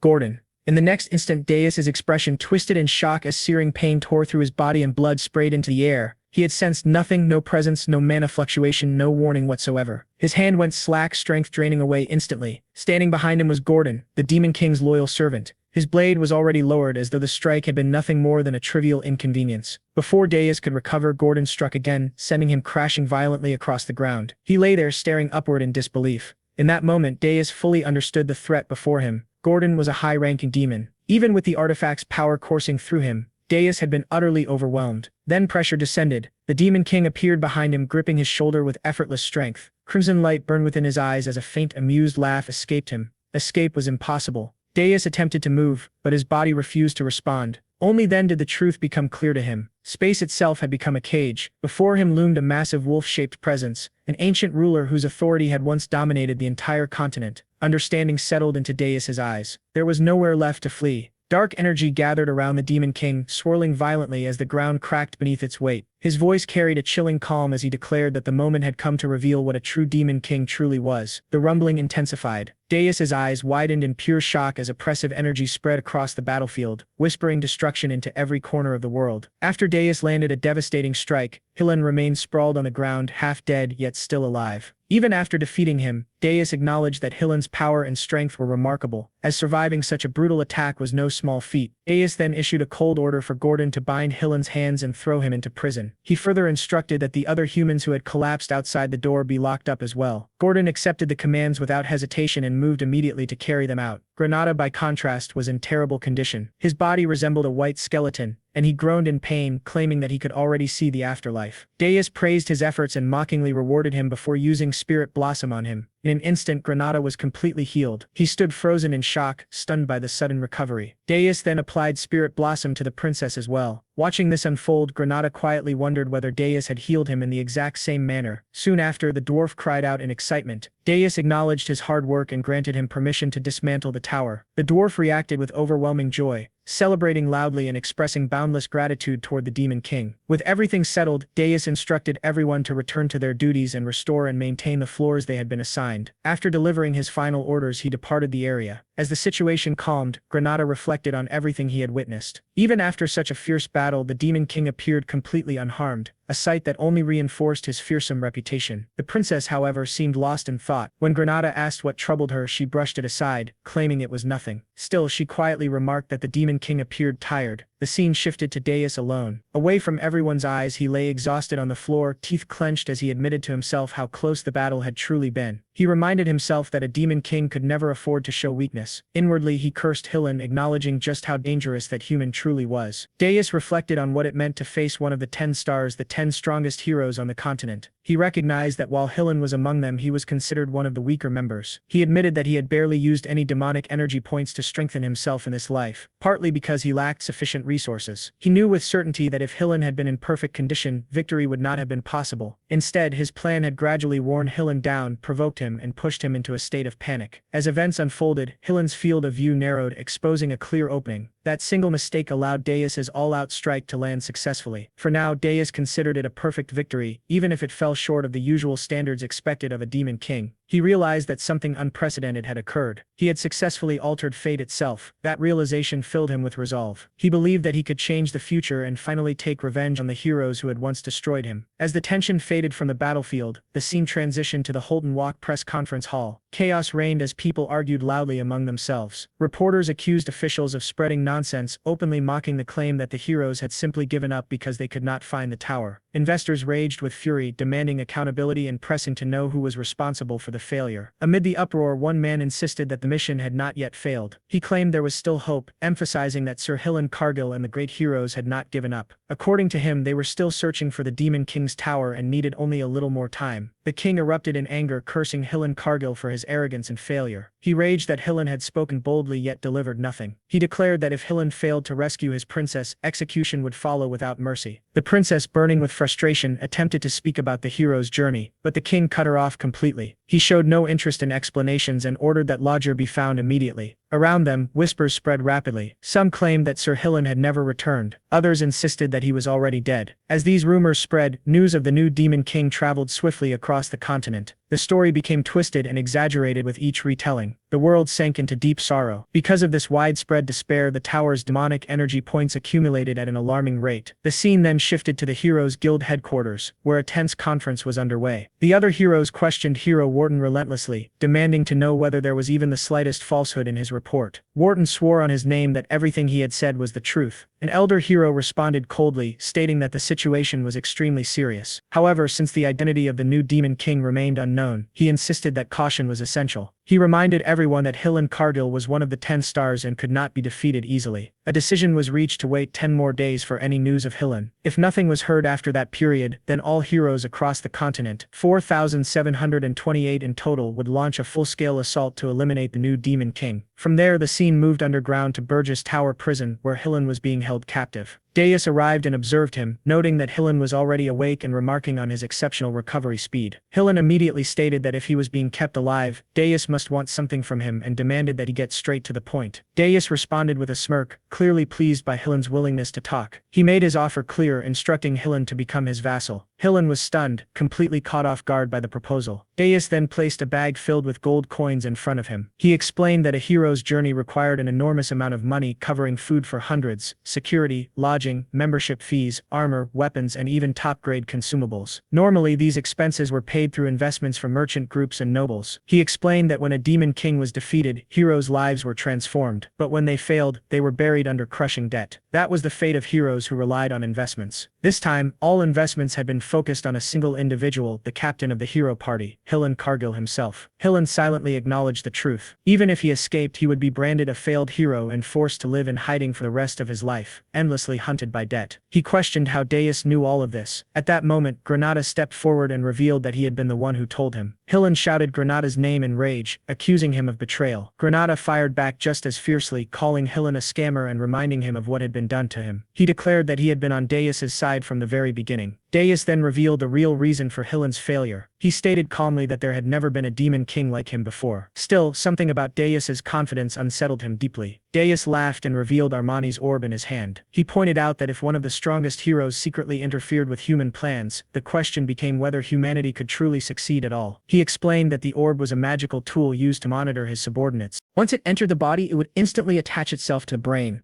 Darius would immediately know if Hillen harbored any hostility toward him. Then it was shown that the rest of Hillen's companions lay scattered across the ground, half dead and groaning in pain as they struggled to move. Hillen desperately tried to stop Darius, insisting that a hero as strong as himself was immune to mind control magic. He believed that the moment the orb entered his body, it would disappear and that none of this was his fault. Granada responded with a grin, explaining that a hero could have their mental defenses dispelled by their own will. Darius reacted with a mocking smirk, making it clear that Hillen's own words had sealed his fate. Enraged, Hillen hurled insults at Darius, calling him a deranged elf and demanding to know if he felt any shame. He declared that Darius should be the one ashamed, accusing him of wasting a precious magical tool, and swore that he would never submit to a Demon King. Ignoring his resistance, Darius coldly silenced him and forcibly made Hillen swallow the orb. Agonizing pain tore through Hillen's body as the magic took hold. Granada observed that Hillen was remarkably tenacious and questioned what would happen if he chose death instead. Darius showed no concern, calmly reasoning that a greedy human who treated his comrades as disposable tools for money would never sacrifice himself. A status window appeared, identifying Hillen Cargill. His equipment was listed as Armani's orb and his status was now marked as a Demon King's vassal. Hillen cursed bitterly as the transformation was completed. The scene then returned to the castle where Gordon addressed Darius. Although Hillen Cargill had been made a vassal, the massive debt of 100,000 gold meant his actions would be heavily restricted. Gordon pointed out that the gold coins previously exchanged for demonic energy points amounted to barely 2,000 gold, a sum comparable to a small nation's annual budget, and questioned how more would be gathered. Darius responded with a confident smirk, stating that it was about time he received a message. When Gordon expressed confusion, Darius clarified that he was referring to the annual gathering of demon kings known as the Unison of Towers. In his thoughts, Darius reflected on his previous life, remembering how he had never attended such gatherings because he found the idea of demon kings banding together repulsive. Yet now he reasoned that the other demon kings had survived in Aryan for a long time and must have accumulated vast amounts of gold and treasure. Gordon reacted in shock, believing that Darius intended to exchange demonic energy points for money once again. In the past, Gordon would have protested strongly, but after confronting the heroes directly, he understood the necessity of Darius's methods. He realized that if they had followed the old standards, they would never have been able to stop the heroes. With no other choice, he accepted this truth and resolved to believe in his demon king. At that moment, news arrived that an invitation to the Unison of Towers had been delivered. Gordon immediately informed Darius. Darius responded with a sly smile, declaring that they would go. He resolved that they would swindle his senior demon kings. Gordon acknowledged the order and pledged his obedience. The scene shifted to the Tower of Lies, specifically the demon king's room on the 13th floor. Darius entered with a faint grin, noting that he hoped he was not late for the appointment. He observed that everyone had gathered early and wondered if there had really been that much to discuss without him.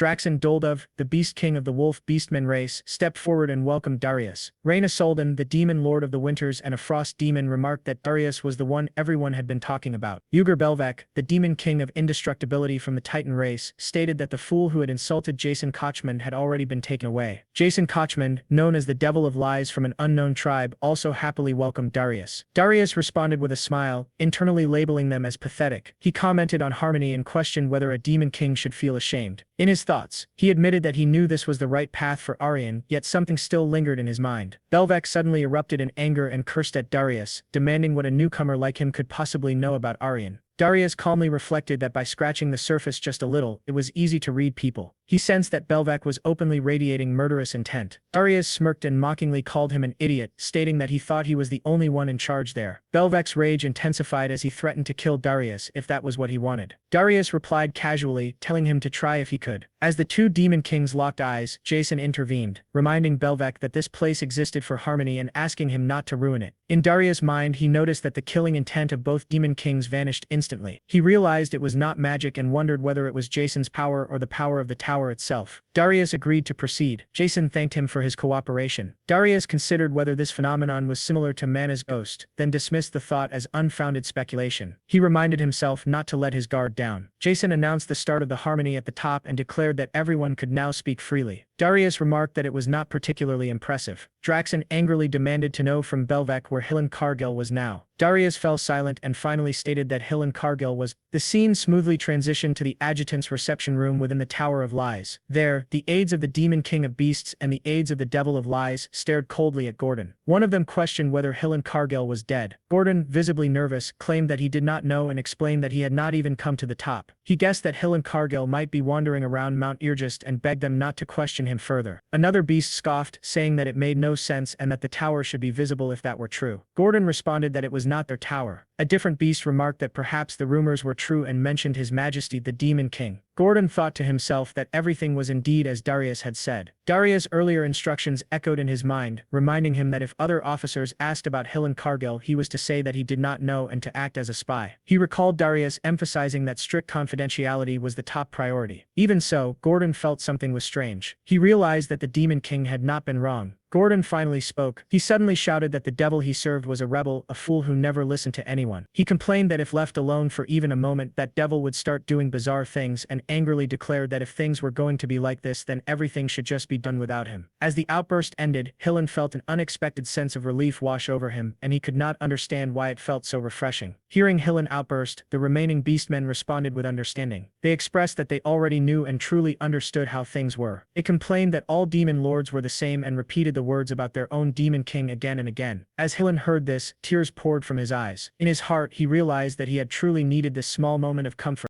The scene transitioned smoothly back to the Tower of Lies. Belvek stared at Darius in disbelief, questioning whether Dais genuinely expected him to accept the situation as it was. Dais responded calmly, affirming that this was indeed exactly what he expected. Belvec erupted in anger. He pointed out that Hill and Cargill had not even arrived yet and accused Dais of not even building the tower on top of the mountain. His frustration reached its peak as he shouted about the tower being 82% complete, demanding to know who Dais thought he was fooling with such nonsense. Jason chimed in, remarking that the situation remained unchanged with warriors still targeting the tower. He questioned why Burji Dais had abandoned his own tower just to come here. Mockery dripped from his words as he referred to Dais as a demon king who had lost his tower and sarcastically recalled the lessons from the Demon King Academy, calling him the best leader ever with clear irony. Dais dismissed the concern outright, stating that there was nothing to worry about because he would personally protect his own tower. Internally, he admitted that something had been bothering him for some time, particularly the Devil of Lies. When Jason attempted to continue in the same mocking tone, Dais cut him off, signaling that there was no need for further commentary. Draxon, clearly irritated, questioned whether Dais truly believed that Grand Duke Arcane would ignore this situation. Dais replied flatly that it did not matter what that old woman said. Draxon silently acknowledged that Dais was without question extremely stubborn. Dais reflected inwardly that even if he confronted them directly, there would be no way to confirm anything. For now, his doubts were sufficiently settled. He concluded that avoiding unnecessary trouble was better than being caught and reminded himself of their real objective. The top priority was collecting 100,000 gold. After that, the conversation among the demon lords continued. Burji Dais appeared far more active in the discussion than expected. As Dais observed the exchange, he realized that even among demon kings a clear hierarchy existed. The Demon King of Lies stood firmly at the top tier. Dais carefully observed and gathered information, paying close attention to which demon king seemed particularly desperate for magic points. In the midst of his observations, Reyna suddenly cast a cold gaze toward Dais, leaving him momentarily confused. The scene shifted to the balcony on the 13th floor of the Tower of Lies. Reyna stood there alone. Dais approached her and asked what was going on. Reyna explained that it was not a secretive matter. After hearing the rumors, she had simply wanted to speak with him privately. Dais was surprised that Reyna specifically wanted to talk to him. Reyna turned toward him and confirmed it directly. She stated that she agreed with some of his opinions. Dais was visibly shocked and wondered whether Reyna had ever said anything like this to him in his previous life. Reyna clarified that he should not misunderstand her intentions. She explained that she did not hate orthodoxy the way he did and that she believed in classical values. However, she also believed that flexibility was sometimes necessary, especially in Aaron, which was precisely why she had wanted to meet him. Compared to the others, she added, he was at least someone she could communicate with. Dais shared his thoughts in response. Reyna replied that it was not bad and admitted that he was better than she had initially expected. Dais accepted the compliment with mild surprise. Reyna then handed him an item and explained that it was a personal communication port. She told him that if he ever needed advice, he could contact her at any time. She added that as long as he did not insult the Demon King's standards in front of her, she would tolerate him. She expressed her hope that someone capable of proper communication like Dais would not disappear anytime soon. Dais asked why she did not simply speak with the Devil of Lies instead. Reyna explained that his mind could not be read and that while he was better than the other two, there were still limits. With that explanation, Reyna left the balcony. Left alone, Dais admitted to himself that he still could not fully trust her. Even so, Reyna Soldan remained in his mind as an unexpected and valuable gain. At the same time, the scene shifted elsewhere, inside the Tower of Burgess. On the first floor of Burgess Tower, the princess arrived after baking cookies for Lodger. She cheerfully presented the cookies to him and urged him to try them. Lodger was surprised to see snacks inside the Demon King's tower. The princess laughed softly and explained that the ingredients had been purchased by the Demon King himself. With the assistance of spirits, she had attempted to bake them on her own. Lodger praised her as a genius spiritist and remarked that the atmosphere felt unusually comfortable. The princess encouraged him once more, inviting him to taste the cookies. Lodger chuckled and decided to eat them with gratitude. Inwardly, Lodger reflected that the princess had been raised without ever having to lift a finger, without even a single drop of water touching her hands. He assumed that homemade cookies from someone like her would not be particularly good. Even so, he resolved to call them tasty out of courtesy. The moment he took a bite, his thoughts completely collapsed. The flavor overwhelmed him and the taste caused his mana to sway violently. He realized that he had never tasted anything like these cookies before. To him, they tasted like heaven itself. The princess watched him closely and asked about the taste. Lodger found himself unable to look away, completely stunned by what she had created. The princess explained that she had mixed a small amount of sesame oil into the dough and waited shyly for his reaction. Relieved that it had turned out well, Lodger struggled to understand why something like this felt so precious to him. He sensed his mana draining before suddenly surging again. The princess smiled and explained that this was a gift meant to build a friendship for the future. The princess then playfully offered the idea of giving some to Granada as well, giggling as she spoke. Lodger reacted by remarking that the shock would be even greater than before. The princess grew even more excited, wondering whether the Demon King himself would like them too. Lodger acknowledged the thought as the moment settled into a quiet calm.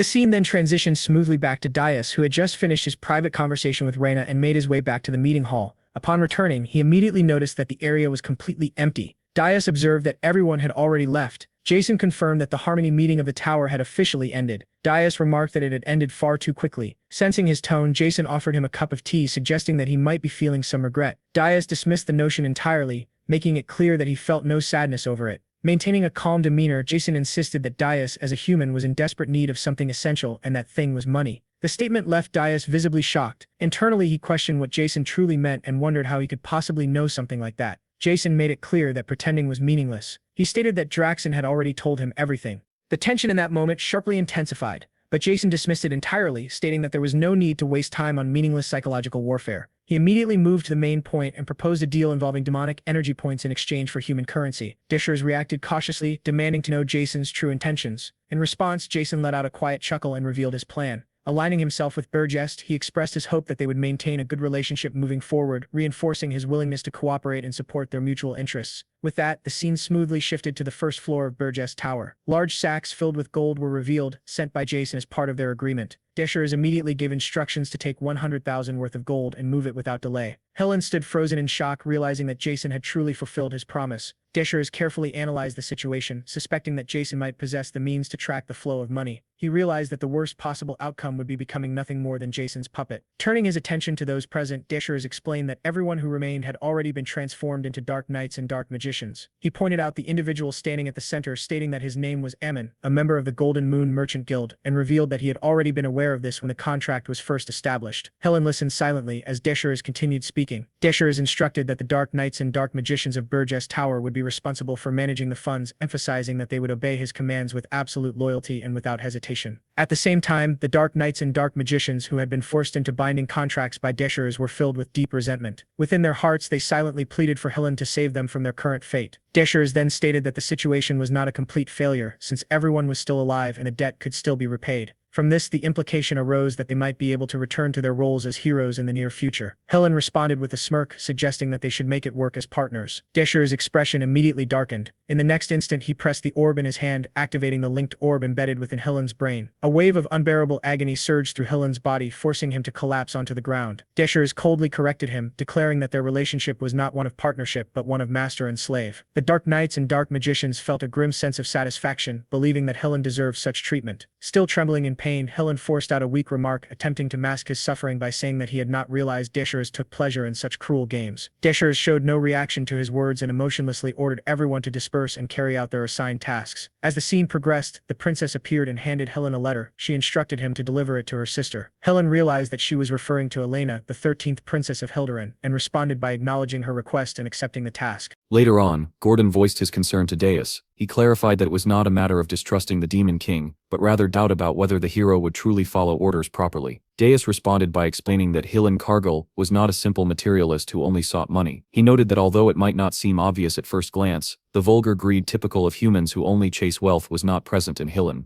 At the same time, Deus admitted that Hilan was not especially noble either. He concluded that Hilan Cargill did not seek honor, but popularity. Deus observed that Hilan was aggressive in everything he did because he wanted to stand out. He added that if Hilan controlled himself well using the Armani orb, there would be no better spy than him. Gordon reflected silently, realizing that Deus had studied humans to this extent. He felt that he could no longer remain idle. Deus then smirked and imagined the outcome. He stated that if a hero acting as a subordinate of the Demon King were to destroy human society from within, it would be a sight worth seeing. Gordon immediately agreed and affirmed his loyalty to the Demon King. At that moment, a knock echoed at the door, leaving both of them briefly confused. The scene then revealed the princess entering the room. Carrying a plate of cookies, she offered them cookies in a calm and casual manner. Deus took the plate from her, and commented that she had been coming in and out of the hall room whenever she pleased lately. He warned that if he disliked it, he would send her to the underground prison for an entire month. The princess responded confidently, insisting that he try them first. Deus looked at the cookies, and remarked that they were nothing more than a simple human dessert. As Deus took a bite of the cookie, his expression changed instantly.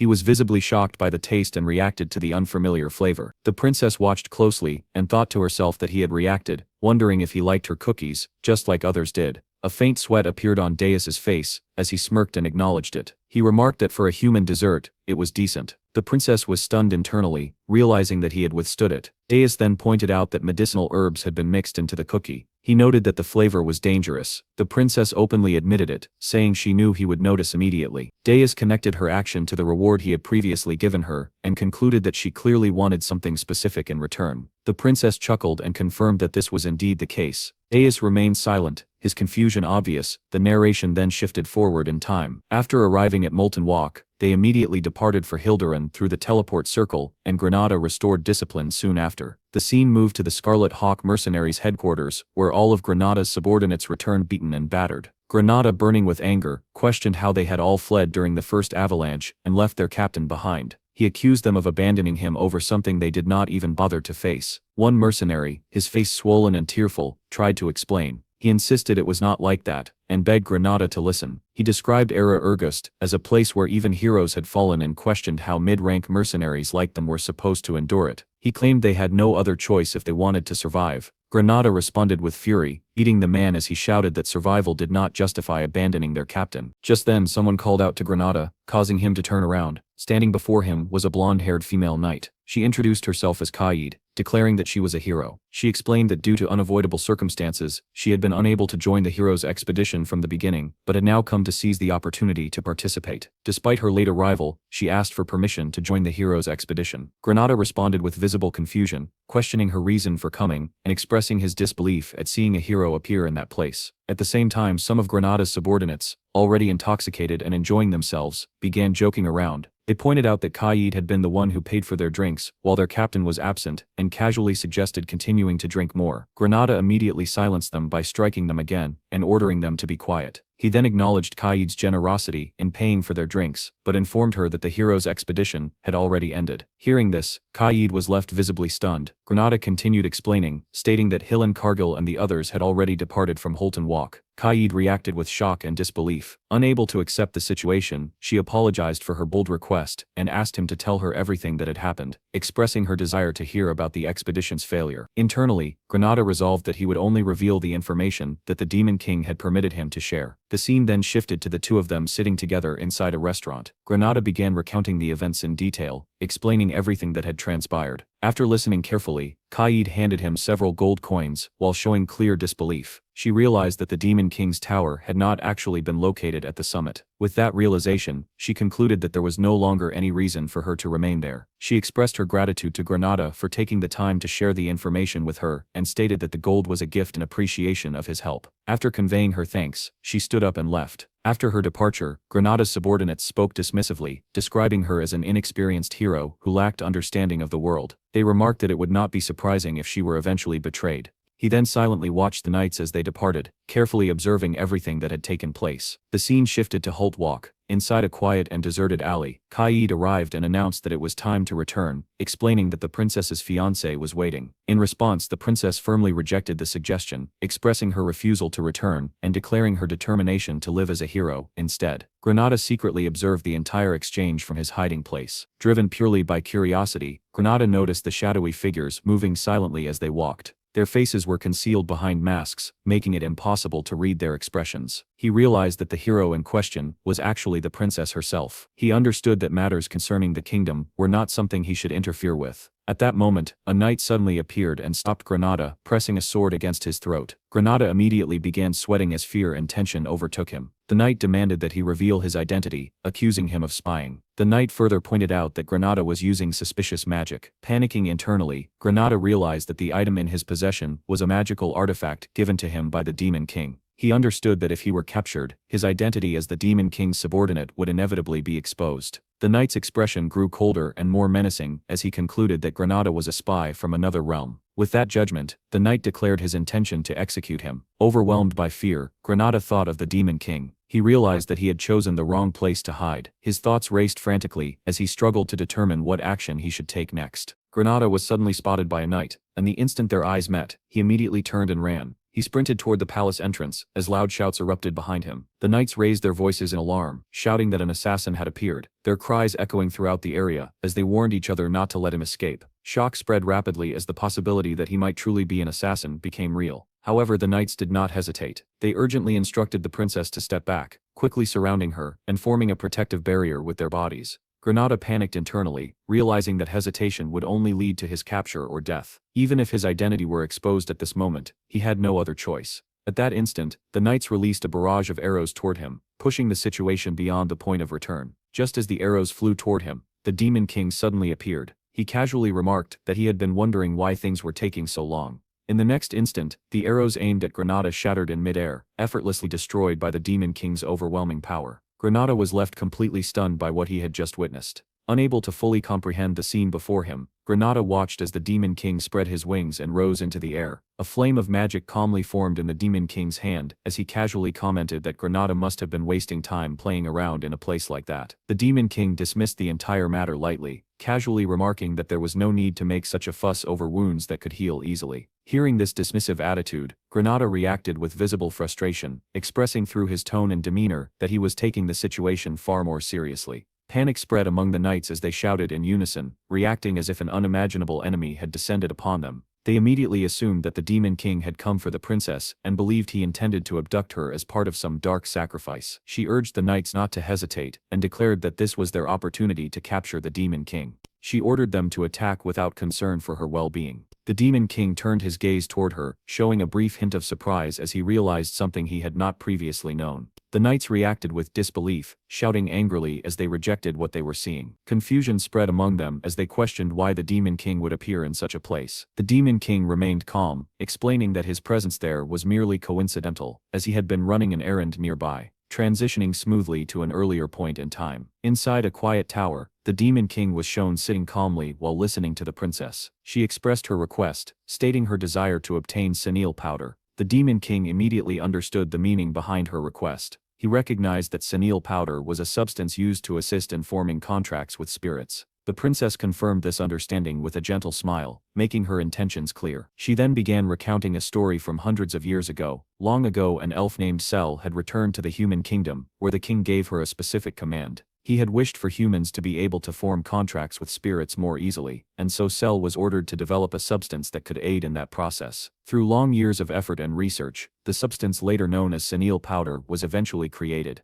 The Demon King shifted his focus back to the princess herself, calmly pointing out that based on her natural talent alone, she did not actually require senile powder. The princess responded with a faintly saddened expression, conveying that he was overestimating her abilities. She explained that, as he already knew, the tower contained very little mana, and without senile powder, her spirits would struggle to function properly. The Demon King continued, revealing that he himself had been considering forming a contract with a new spirit, specifically one of a higher level. Hearing this, the princess became visibly flustered. She turned her face away and pouted slightly in embarrassment. Her fire spirit and water spirit mimicked her reaction perfectly, reflecting her emotions. After a brief moment of silence, recalling memories from a previous life involving Ernan, she remembered that at the age of 27, she had formed a contract with a high-level spirit, an event that had shaken the entire continent and thrown it into chaos. Forming a contract with a higher-level spirit was something only a few humans had ever achieved, yet now it was happening 7 years earlier than expected. She had intended it to be a surprise. The Demon King casually finished his cookie, expressing that he had eaten well before standing and leaving. The scene returned to the present. Daius raised his hand, forming a dense and overwhelming mana flame. He expressed his intention to finish everything quickly due to his own circumstances. The Night Princess froze in shock. Without hesitation, Daius released the flame. A massive explosion instantly engulfed the battlefield. When the destruction cleared, everything had been annihilated.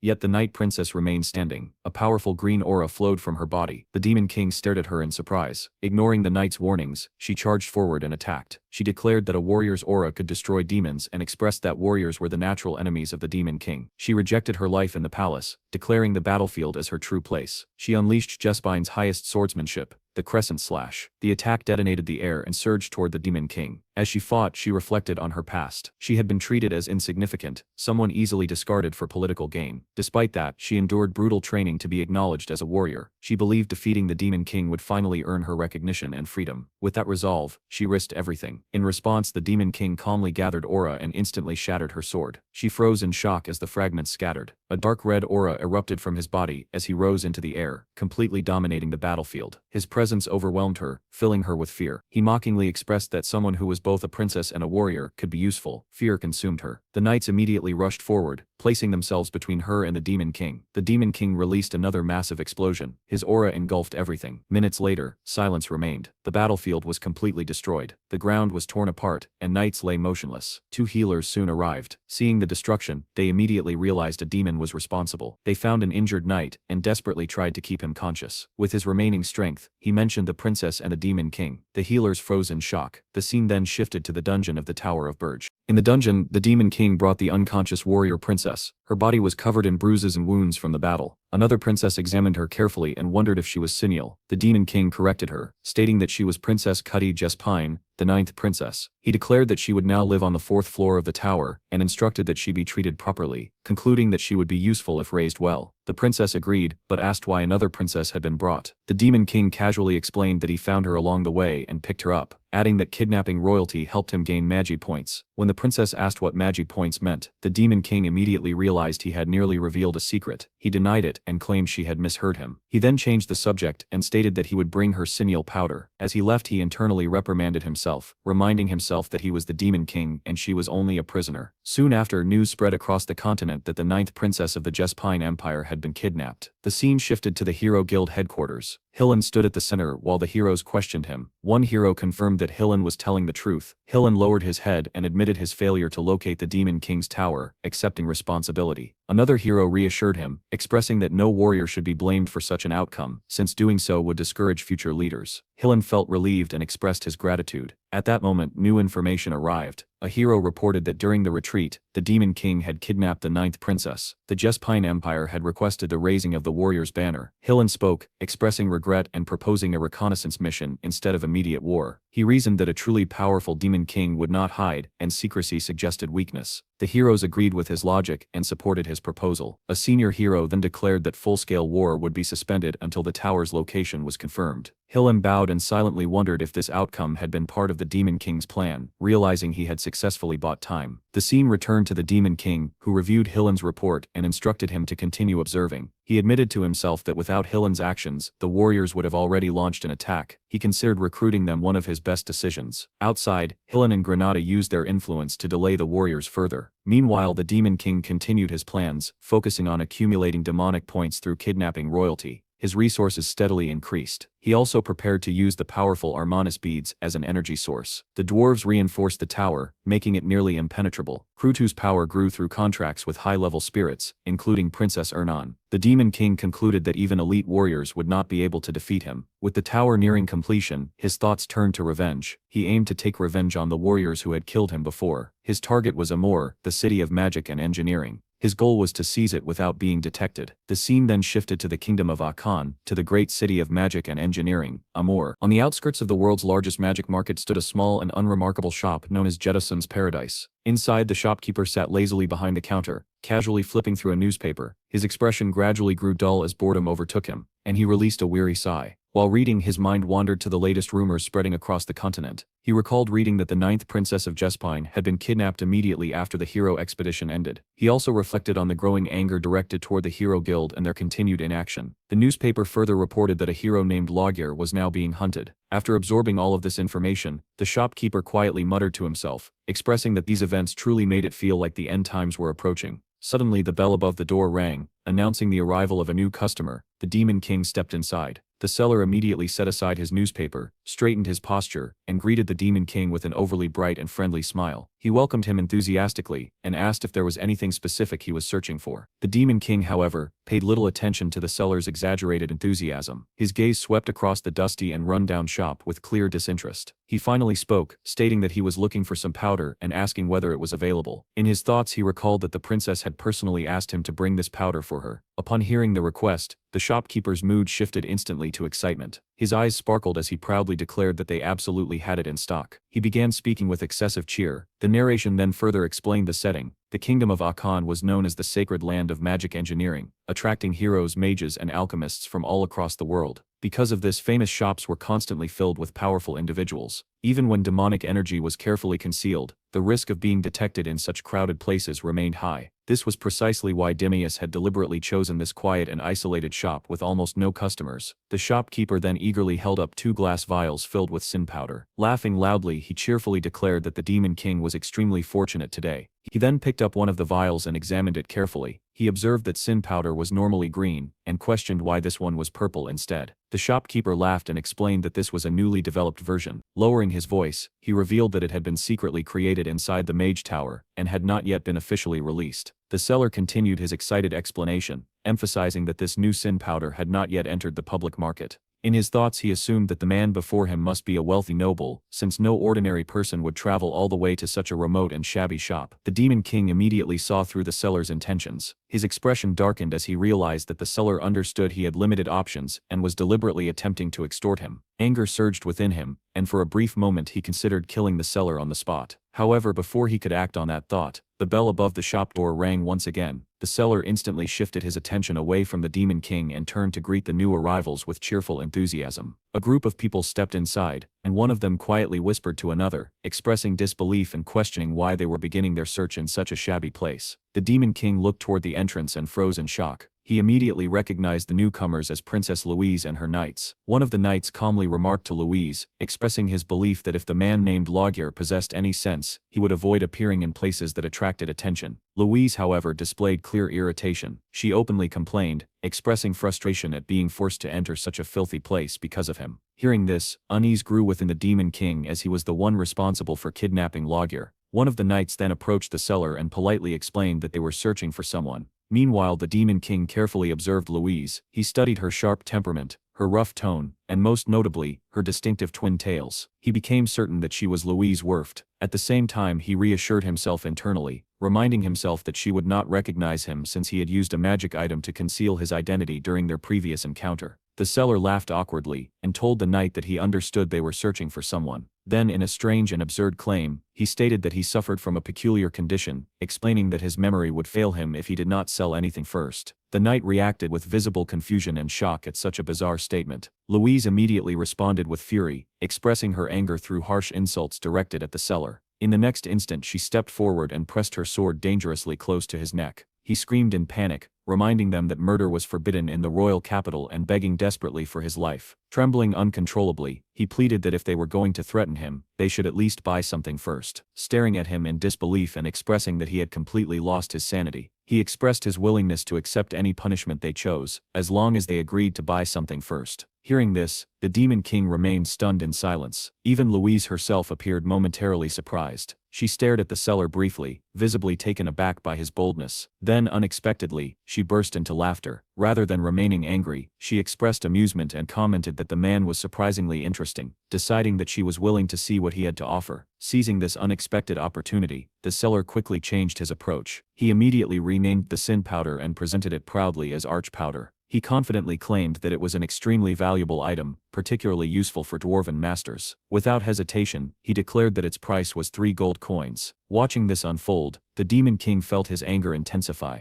His teeth clenched tightly as he silently cursed the seller in his thoughts, realizing that the man had attempted to scam him and was now shamelessly deceiving Louise as well. Yet to his surprise, Louise appeared completely satisfied. She accepted the arch powder without hesitation, expressed her thanks to the seller with a smile, and even offered blessings toward him, before shifting her focus back to her true objective. She then calmly asked whether a dwarf named Laguerre had recently passed through the shop. The seller shook his head and expressed that it was the first time he had ever heard that name. However, he quickly added that there was a well-known gathering place in Aachen where blacksmiths typically met whenever they visited the kingdom, suggesting that they might find useful information there. She then signaled that it was time to leave, and her knight immediately acknowledged and followed her decision without hesitation. As she turned toward the door, she quietly expressed her disgust, remarking that the seller's behavior had been utterly shameful. Once Louise and her knights exited the shop, the tension finally dissipated. After the door closed, he raised an eyebrow and addressed the seller with a faint smirk, expressing his admiration for the seller's boldness in successfully selling worthless powder for 3 gold coins. The seller responded with a proud grin as he pocketed the coins, clearly satisfied with his success. He admits he stayed silent because Louise looked like a noble who would easily pay 3 gold and would not kill him over such a small amount. Smirking, he adds that for 10 gold, he could even share a secret.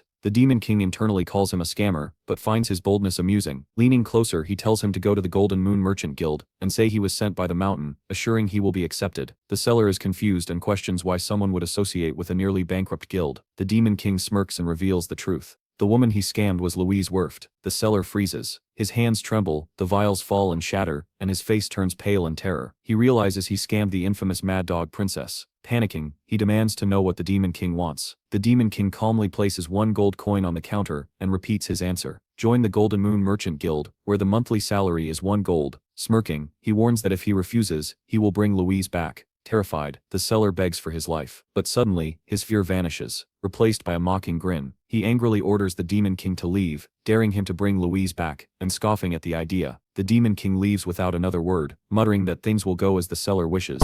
He goes straight to Louise and tells her everything. Hearing she was scammed, Louise explodes in fury and storms back to the shop. Inside, the seller sees Louise return and breaks completely. Outside, the Demon King examines the vial and realizes even the poorest shops sell proper sin powder, silently cursing the seller's shameless greed. Louise approaches and thanks him sincerely, saying she recovered her money because of him. He politely asks what she did to the seller. She clenches her fist and admits she could only teach him a small lesson in a foreign country, muttering that she should have ripped his heart out. One knight tries calming her, surprised at her rage. The Demon King grows uneasy, reminded how dangerous and eccentric she is. He quickly changes the subject and asks about Lager. Louise immediately brightens and eagerly confirms he is a blacksmith, asking if he knows him. The Demon King shows a necklace and asks if it belongs to Lager. The knight instantly recognizes it as Lager's early work. The Demon King fabricates a story, claiming he met Lager 2 months ago in Ormouth, helped him while starving, and received the necklace in gratitude. Louise grips the necklace tightly, trembling with emotion. She admits she owes him again, and wishes she could host him properly, making the Demon King uneasy. She hands him an emblem, saying it can be exchanged for the best equipment in the Dwarven Kingdom. He accepts it calmly. Louise and her knights leave.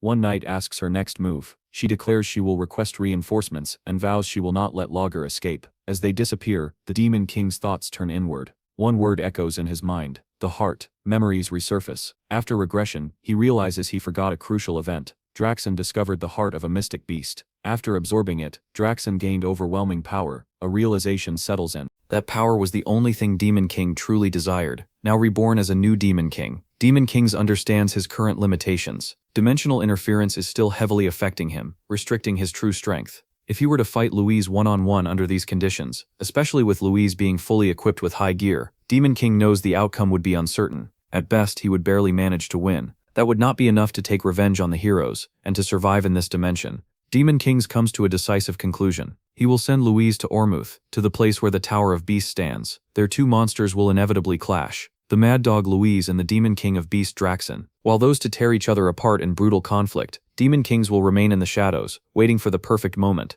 And when the battle ends, he will claim the prize for himself. Deep within the Rainforest Kingdom, the scene shifts once again. The dwarf princess pushes through the dense jungle as her armor brushes against thick vines while her companions follow closely behind. One of the dwarves rushes toward her urgently and reports that airborne officers have delivered an ultimatum. An anonymous source demands that they withdraw immediately. Yet she does not slow down, and her eyes burn with determination as she answers firmly that she still has not found him. Continuing deeper into the dark forest without any intention of turning back, cold sweat rolls down the dwarf princess's face while her subordinate urges her again, warning that they must inspect only the areas permitted by the anonymous order. Yet she clenches her teeth as anger overpowers her hesitation, and she declares that there are still places she has not searched. Then her gaze suddenly locks onto Beast Mountain standing in the distance, and she freezes for a moment in disbelief. Even the domain of the Beast King is considered forbidden and dangerously beyond reason. A dwarf calls out desperately to stop her, but she continues walking forward without hesitation, confidently declaring that it will be fine because no one can touch her. Sweat soaks through her armor, yet excitement burns brightly in her eyes as she laughs sharply and declares that someone dared to challenge her, reminding everyone that they are part of the royal family, and the entire nation wields dwarven weapons crafted by their kingdom. If anyone wants war, then they will receive war. Beside her, the small doll companion whispers nervously and wonders what if there were never any loggers in this forest? What if the man they trusted fooled them? The princess immediately shoots a sharp glare toward the doll and coldly admits that such a possibility exists, but warns it to stay quiet or she will knock its head off first.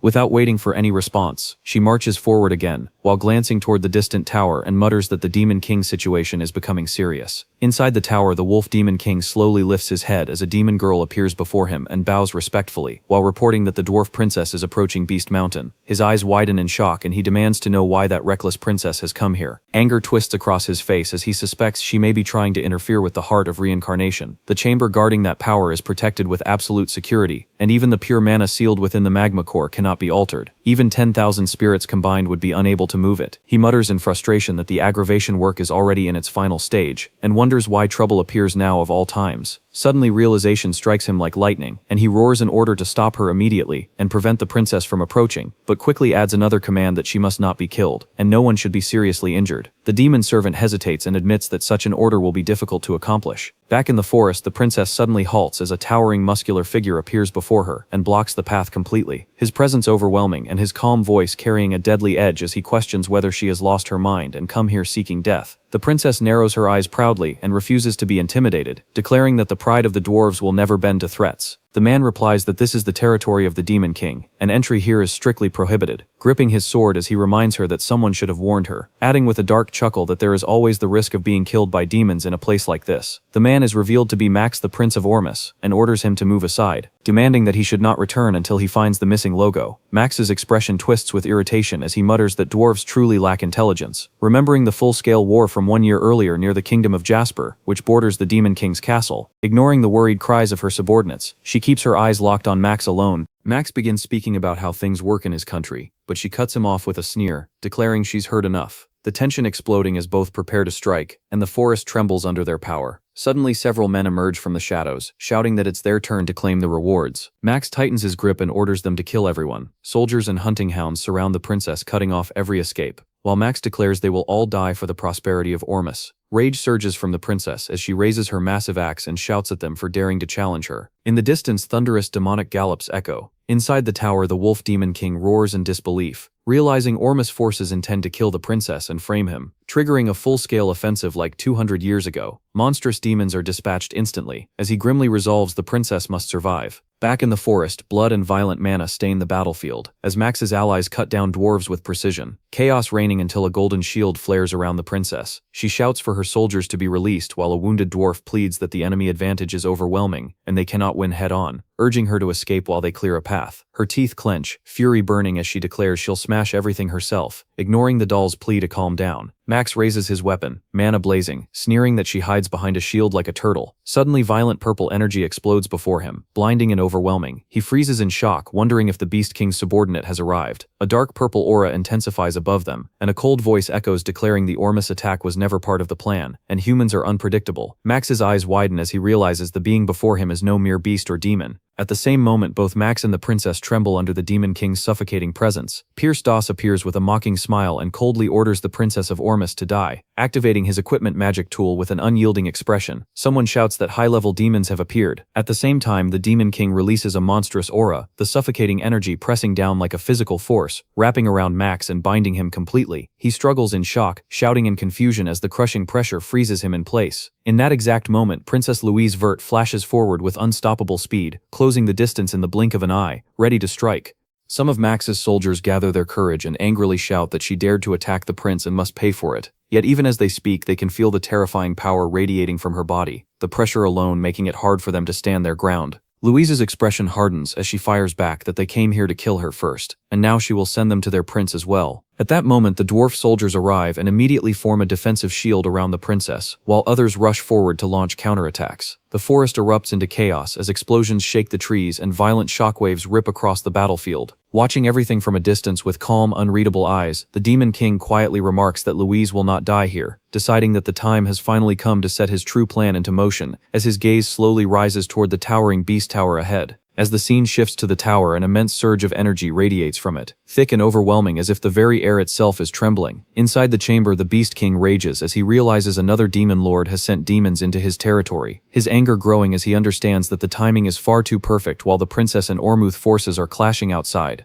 Determined to see the situation for himself, the Beast King rushes to the battlefield and immediately demands to know what happened to the dwarf princess and the invading demon. His soldiers nervously explain that by the time they arrived, the princess was already surrounded by Ormuth troops, a report that only worsens his anger as a troubling thought enters his mind, that the same great war from 200 years ago might begin again. But when the scene shifts back to the battlefield, the truth becomes clear. Princess Louise is already cutting down every enemy before her in a brutal and unstoppable assault. Not a single soldier able to stand against her, while even her own troops shout desperately for her to stop before the battle turns into pure slaughter. Back with the Beast King, the soldier lowers his head and finishes the report saying the princess solved everything herself, and they were unable to help. Hearing this, the Beast King snaps in irritation and tells them not to confuse him like idiots. In his anger, the Beast King strikes the soldier. The man instantly drops to his knees and bows repeatedly, while apologizing again and again, his entire body trembling beneath the overwhelming fury. Soon more soldiers arrive accompanied by several powerful beasts. One of them hesitates before nervously reporting that Prince Max was killed by the dwarf princess. Another soldier quickly asks what should be done with the remaining Ormus warriors, clearly waiting for the Beast King's permission before taking any action. The Beast King remains silent for a moment, his expression dark and calculating, as he carefully considers the situation in his mind. Finally, the Beast King turns toward his soldiers and gives a firm order to send them alive, explaining that these men must provide their statements properly, so he will not be falsely accused. Then he looks toward the rest of his troops and sharply asks whether they have found the demon who invaded his territory. The soldiers hesitate before answering that they are still searching, their voices trailing off awkwardly. Hearing this, the Beast King grabs his head in frustration and calls them pathetic, saying that not only their heads but even their noses are useless. His anger burns fiercely, but soon his expression shifts into deeper thought. If it is a high demon that specializes in stealth, then it is no surprise these fools cannot detect it. He narrows his eyes and mutters that it has been a long time since he has faced a situation like this. Then he activates a technique known as sensory super-maximization, a powerful method that heightens the senses by concentrating magic directly into the sensory organs. By mastering this technique, even the faintest traces of stealth magic can be detected.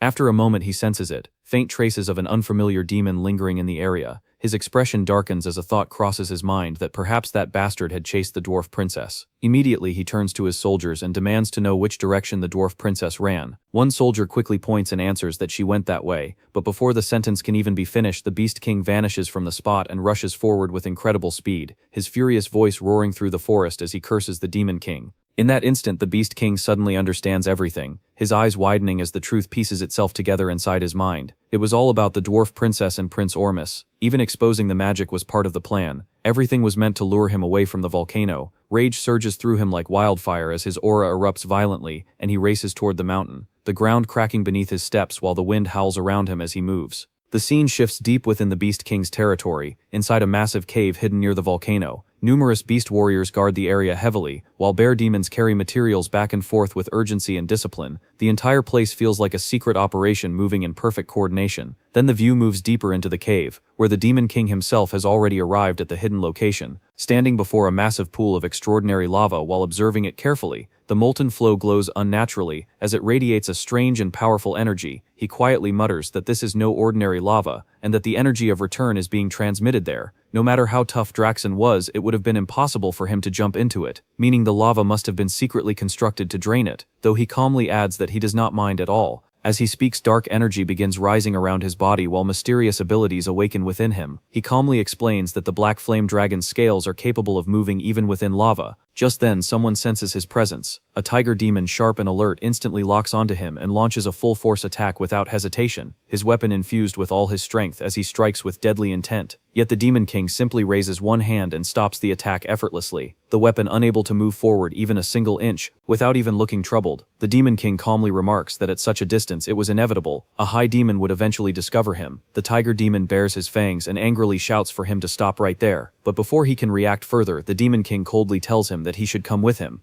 With those words, he drags the tiger demon along and leaps straight into the massive pool of lava. As they plunge into the burning molten depths, the tiger demon's screams echo throughout the cavern, while his body is instantly destroyed by the intense heat without leaving a single trace behind. Yet the Demon King remains completely unaffected, as the black dragon scales covering his body protect him from the devastating heat, the molten fire sliding across his body as though it were nothing, while he continues descending deeper into the blazing depths. He often wondered what kind of recovery ability he had truly obtained, a faint smile appearing on his face as the memory returns. Then far below within the depths, something finally appears, a phoenix whose presence radiates immense power even within the lava itself. The Demon King recalls that during his time as a Demon King cadet, the existence of the phoenix had been confirmed across multiple dimensions, the phoenix capable of transcending dimensions ranging from divine beings to entities that rule their own realms as ultimate destroyers, the scale of its power differing greatly depending on its form. However, there was one thing all records shared in common. Every demon lord who completely absorbed a phoenix became powerful enough to have their name engraved in the history of the demon world. A quiet satisfaction appears on the Demon King's face, as he softly thanks Draxen in his mind, saying that because Draxen absorbed the phoenix in the previous life, he is now able to stand here. The one power he always envied finally within reach, and in this life he will make sure to write his own legend with it. The Demon King slowly stretches his hand forward, and an overwhelmingly powerful light burst from his palm. The radiance so intense that it illuminates the sky and the surrounding mountains even from far away. Seeing the blinding light in the distance, the Beast King's expression twists with shock and rage, as he roars in fury while demanding to know who discovered his phoenix, his mind racing through possibilities as he briefly considers Deus, but quickly rejects the thought because that man would never move without a clear benefit. In the next instant he arrives at the entrance of the cave, where the guards stammer nervously as they try to report the appearance of a demon. But the Beast King pushes past them without hesitation and orders everyone to stay back while he strides deeper inside, muttering to himself that Ugar lacks the intelligence to plan something like this, and Rena from the Snow Demon tribe could not approach the Phoenix because of its fire attribute,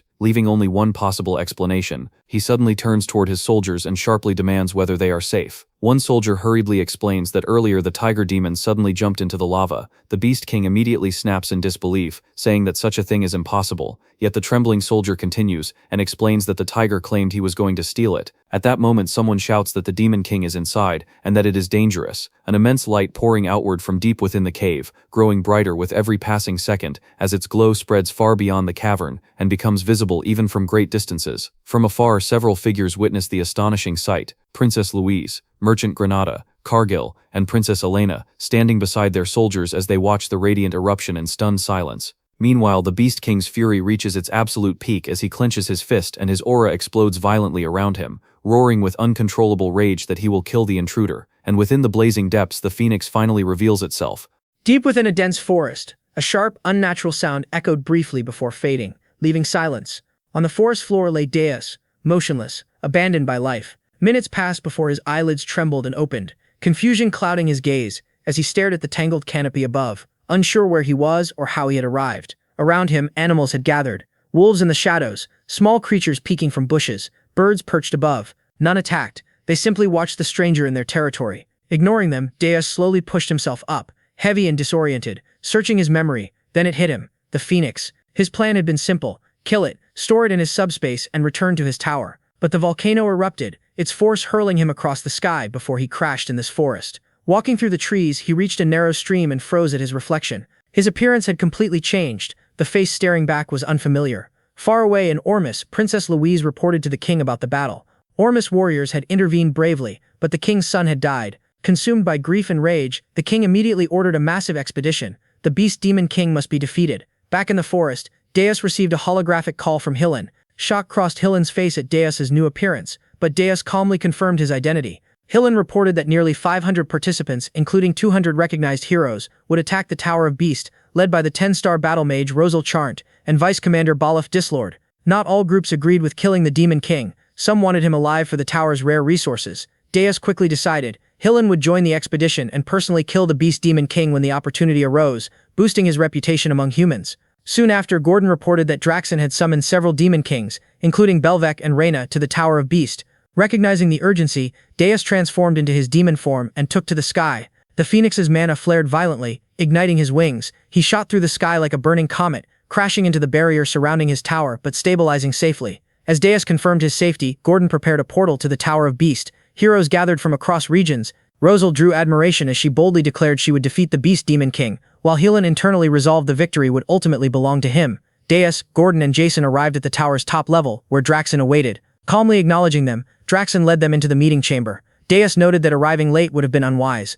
Once everyone gathered, Belvec questioned the urgency. Jason casually remarked on the assembling hero forces, and Draxen revealed the truth. One Demon King had secretly sent an acetate demon into his territory.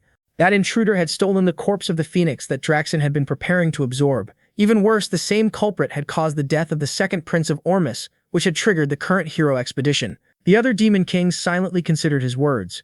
Some wondered whether Draxen had been secretly hiding a phoenix all along. Others believed stealing such a powerful spirit beast was reckless. However, provoking the kingdom of Ormus into launching such a massive expedition clearly suggested that someone intended to destroy Draxen. Continuing his explanation, Draxen suggested that the same mysterious enemy might also be responsible for the death of the dwarf princes. If that were true, the real objective might be to ignite a massive war across the entire continent. Looking around the chamber, Draxen declared that someone present might be trying to eliminate him. But if that was the plan, he warned that he would not fall alone. Filled with anger, he swore that he would uncover the traitor responsible. To achieve that, he announced that he would purchase the black box key. The black box installed inside the tower was a special device capable of recording the movements and actions of demon kings. It had originally been created to analyze past operations and help plan future invasions more effectively. However, many demon kings who followed strict demonic traditions believed such devices were unnecessary. Using the system required an enormous number of demon energy points, and because the device would disappear if the tower collapsed, most demon kings had stopped paying attention to it entirely. But Draxen intended to use it. When Deus heard this announcement, a troubling thought crossed his mind. The black box was something he had never considered before. If Draxen opened the black box inside his tower, the truth would be impossible to hide. Draxen continued explaining that activating the device was not something he could do alone. The system required the approval of the Demon King who controlled the tower where it was installed. Without that authorization, the black box would remain sealed. He looked around at the other rulers and asked each Demon King present to grant him permission to open the black box in his domain. His reasoning was simple. If the one responsible for the chaos was hiding among them, that person would likely refuse the request. For a moment, the chamber fell silent. Deus listened carefully, feeling a growing sense of unease. The situation had suddenly become far more dangerous than he had expected. If the recordings inside the black box were revealed, the truth might come to light, but the tension in the room quickly dissolved. One by one, the Demon Kings granted their approval. Even the Demon Queen gave her authorization without hesitation. None of them opposed the request. Satisfied, Draxen nodded. With everyone's approval secured, the process could begin whenever he decided to activate the device. He announced that once the results were obtained, he would inform them. For now, the meeting was finished. Later, more details about the black box key became known. It was an extremely rare consumable item that could only be used once. Its price was staggering 9,999 demon power points. Only rulers with immense reserves of demonic energy could even consider purchasing it. Because of that overwhelming cost, most demon kings avoided using it altogether. Draxen himself had no intention of buying the key immediately. With the hero expedition preparing to attack his tower, spending such an enormous amount of power right now would be reckless. If he weakened himself before facing the heroes, the consequences could be disastrous. However, he had already decided what he would do afterward. If the hero expedition failed, and the situation returned to normal, he would immediately purchase the black box key. Once he obtained it, he planned to open the black boxes belonging to Deus and Jason. Only then would the traitor's identity be revealed. Meanwhile, after leaving the meeting, Deus and Gordon returned to their own tower. As soon as they arrived, Deus began carefully analyzing the situation. The possibility of the black box being activated weighed heavily on his mind. There was only one solution. Before that moment arrived, Draxen had to be eliminated. With that decision forming in his thoughts, Deus decided to inspect the tower before planning his next move. Gordon informed him that most of the preparations inside the tower had already been completed. Hearing that, Deus suggested they begin their inspection from the lowest level. Together they descended to the first floor of Berg Tower. The sight that greeted them was impossible to ignore.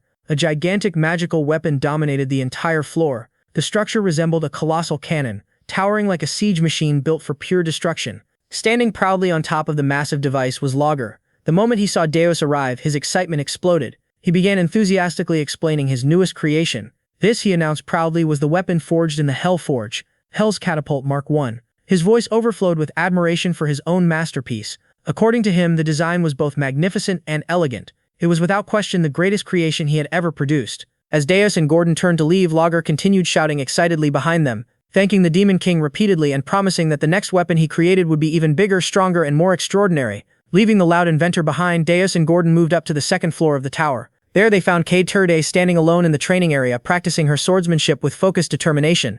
The moment she noticed Deus entering the room, she did not hesitate for even a second. She lunged forward and launched an attack immediately. Her blade moved with impressive speed, cutting through the air toward him. Deus calmly raised his weapon and blocked the strike with almost no effort at all. "Nothing has changed," he remarked quietly, observing her technique. Kate Turd narrowed her eyes as determination filled her gaze. "The real battle begins now," she replied firmly. Without wasting another moment, she activated the Qin combat technique and unleashed a modified attack known as Waxing Moon, breaking the waning moon. The power behind the strike was clearly greater than before, refined through careful practice. Yet even this improved attack failed to trouble Deus. He stopped it just as effortlessly as the first. A faint smirk appeared on his face as he spoke again. "You've improved a little," he admitted, "but you still have a long way to go." K-Turd stared at him in disbelief. She could not understand how her carefully refined technique had been neutralized so easily. Before she could gather herself for another attempt, Deus launched a swift counterattack. His strike landed with controlled precision, hitting just hard enough to nearly knock her unconscious. The brief exchange ended as quickly as it had begun. Deus then turned his attention toward Gordon, curiosity appearing in his voice. He asked why Princess K-Tur had been placed on the second floor. Gordon explained that Princess Ernan was currently conducting a summoning ritual on the fourth floor. To prevent any interference during such a delicate process, he had temporarily moved K-Tur to another level of the tower. Hearing this explanation caused Deus to raise an eyebrow slightly in mild surprise. At that exact moment, the ritual on the fourth floor was already in progress. Inside a large glowing magic circle, Ernan stood with focused concentration, channeling her energy while activating the spirit dust that had been provided earlier by Signal. Drawing upon her magical power, she began reciting the summoning incantation with careful precision. She called upon the great spirit of water, invoking the guardian bound by blood and soul. Her voice echoed softly within the chamber as she spoke the sacred name of Ernan Hilderan, seeking to form a spiritual contract with the ancient being. Moments later, the ritual succeeded. A powerful water spirit manifested within the circle, its presence shimmering with flowing blue energy as it connected directly to Ernan mana. However, the moment the bond was established, a sudden surge of energy flooded through her body. The overwhelming force disrupted her balance, and she began to fall forward. At that exact moment, Deus appeared beside her. Moving with incredible speed, he caught her before she could collapse onto the ground. Supporting her carefully, he smiled faintly. "It seems I arrived just in time," he said, calmly praising her successful ritual. Ernan laughed softly, though she seemed a little embarrassed, and shook her head.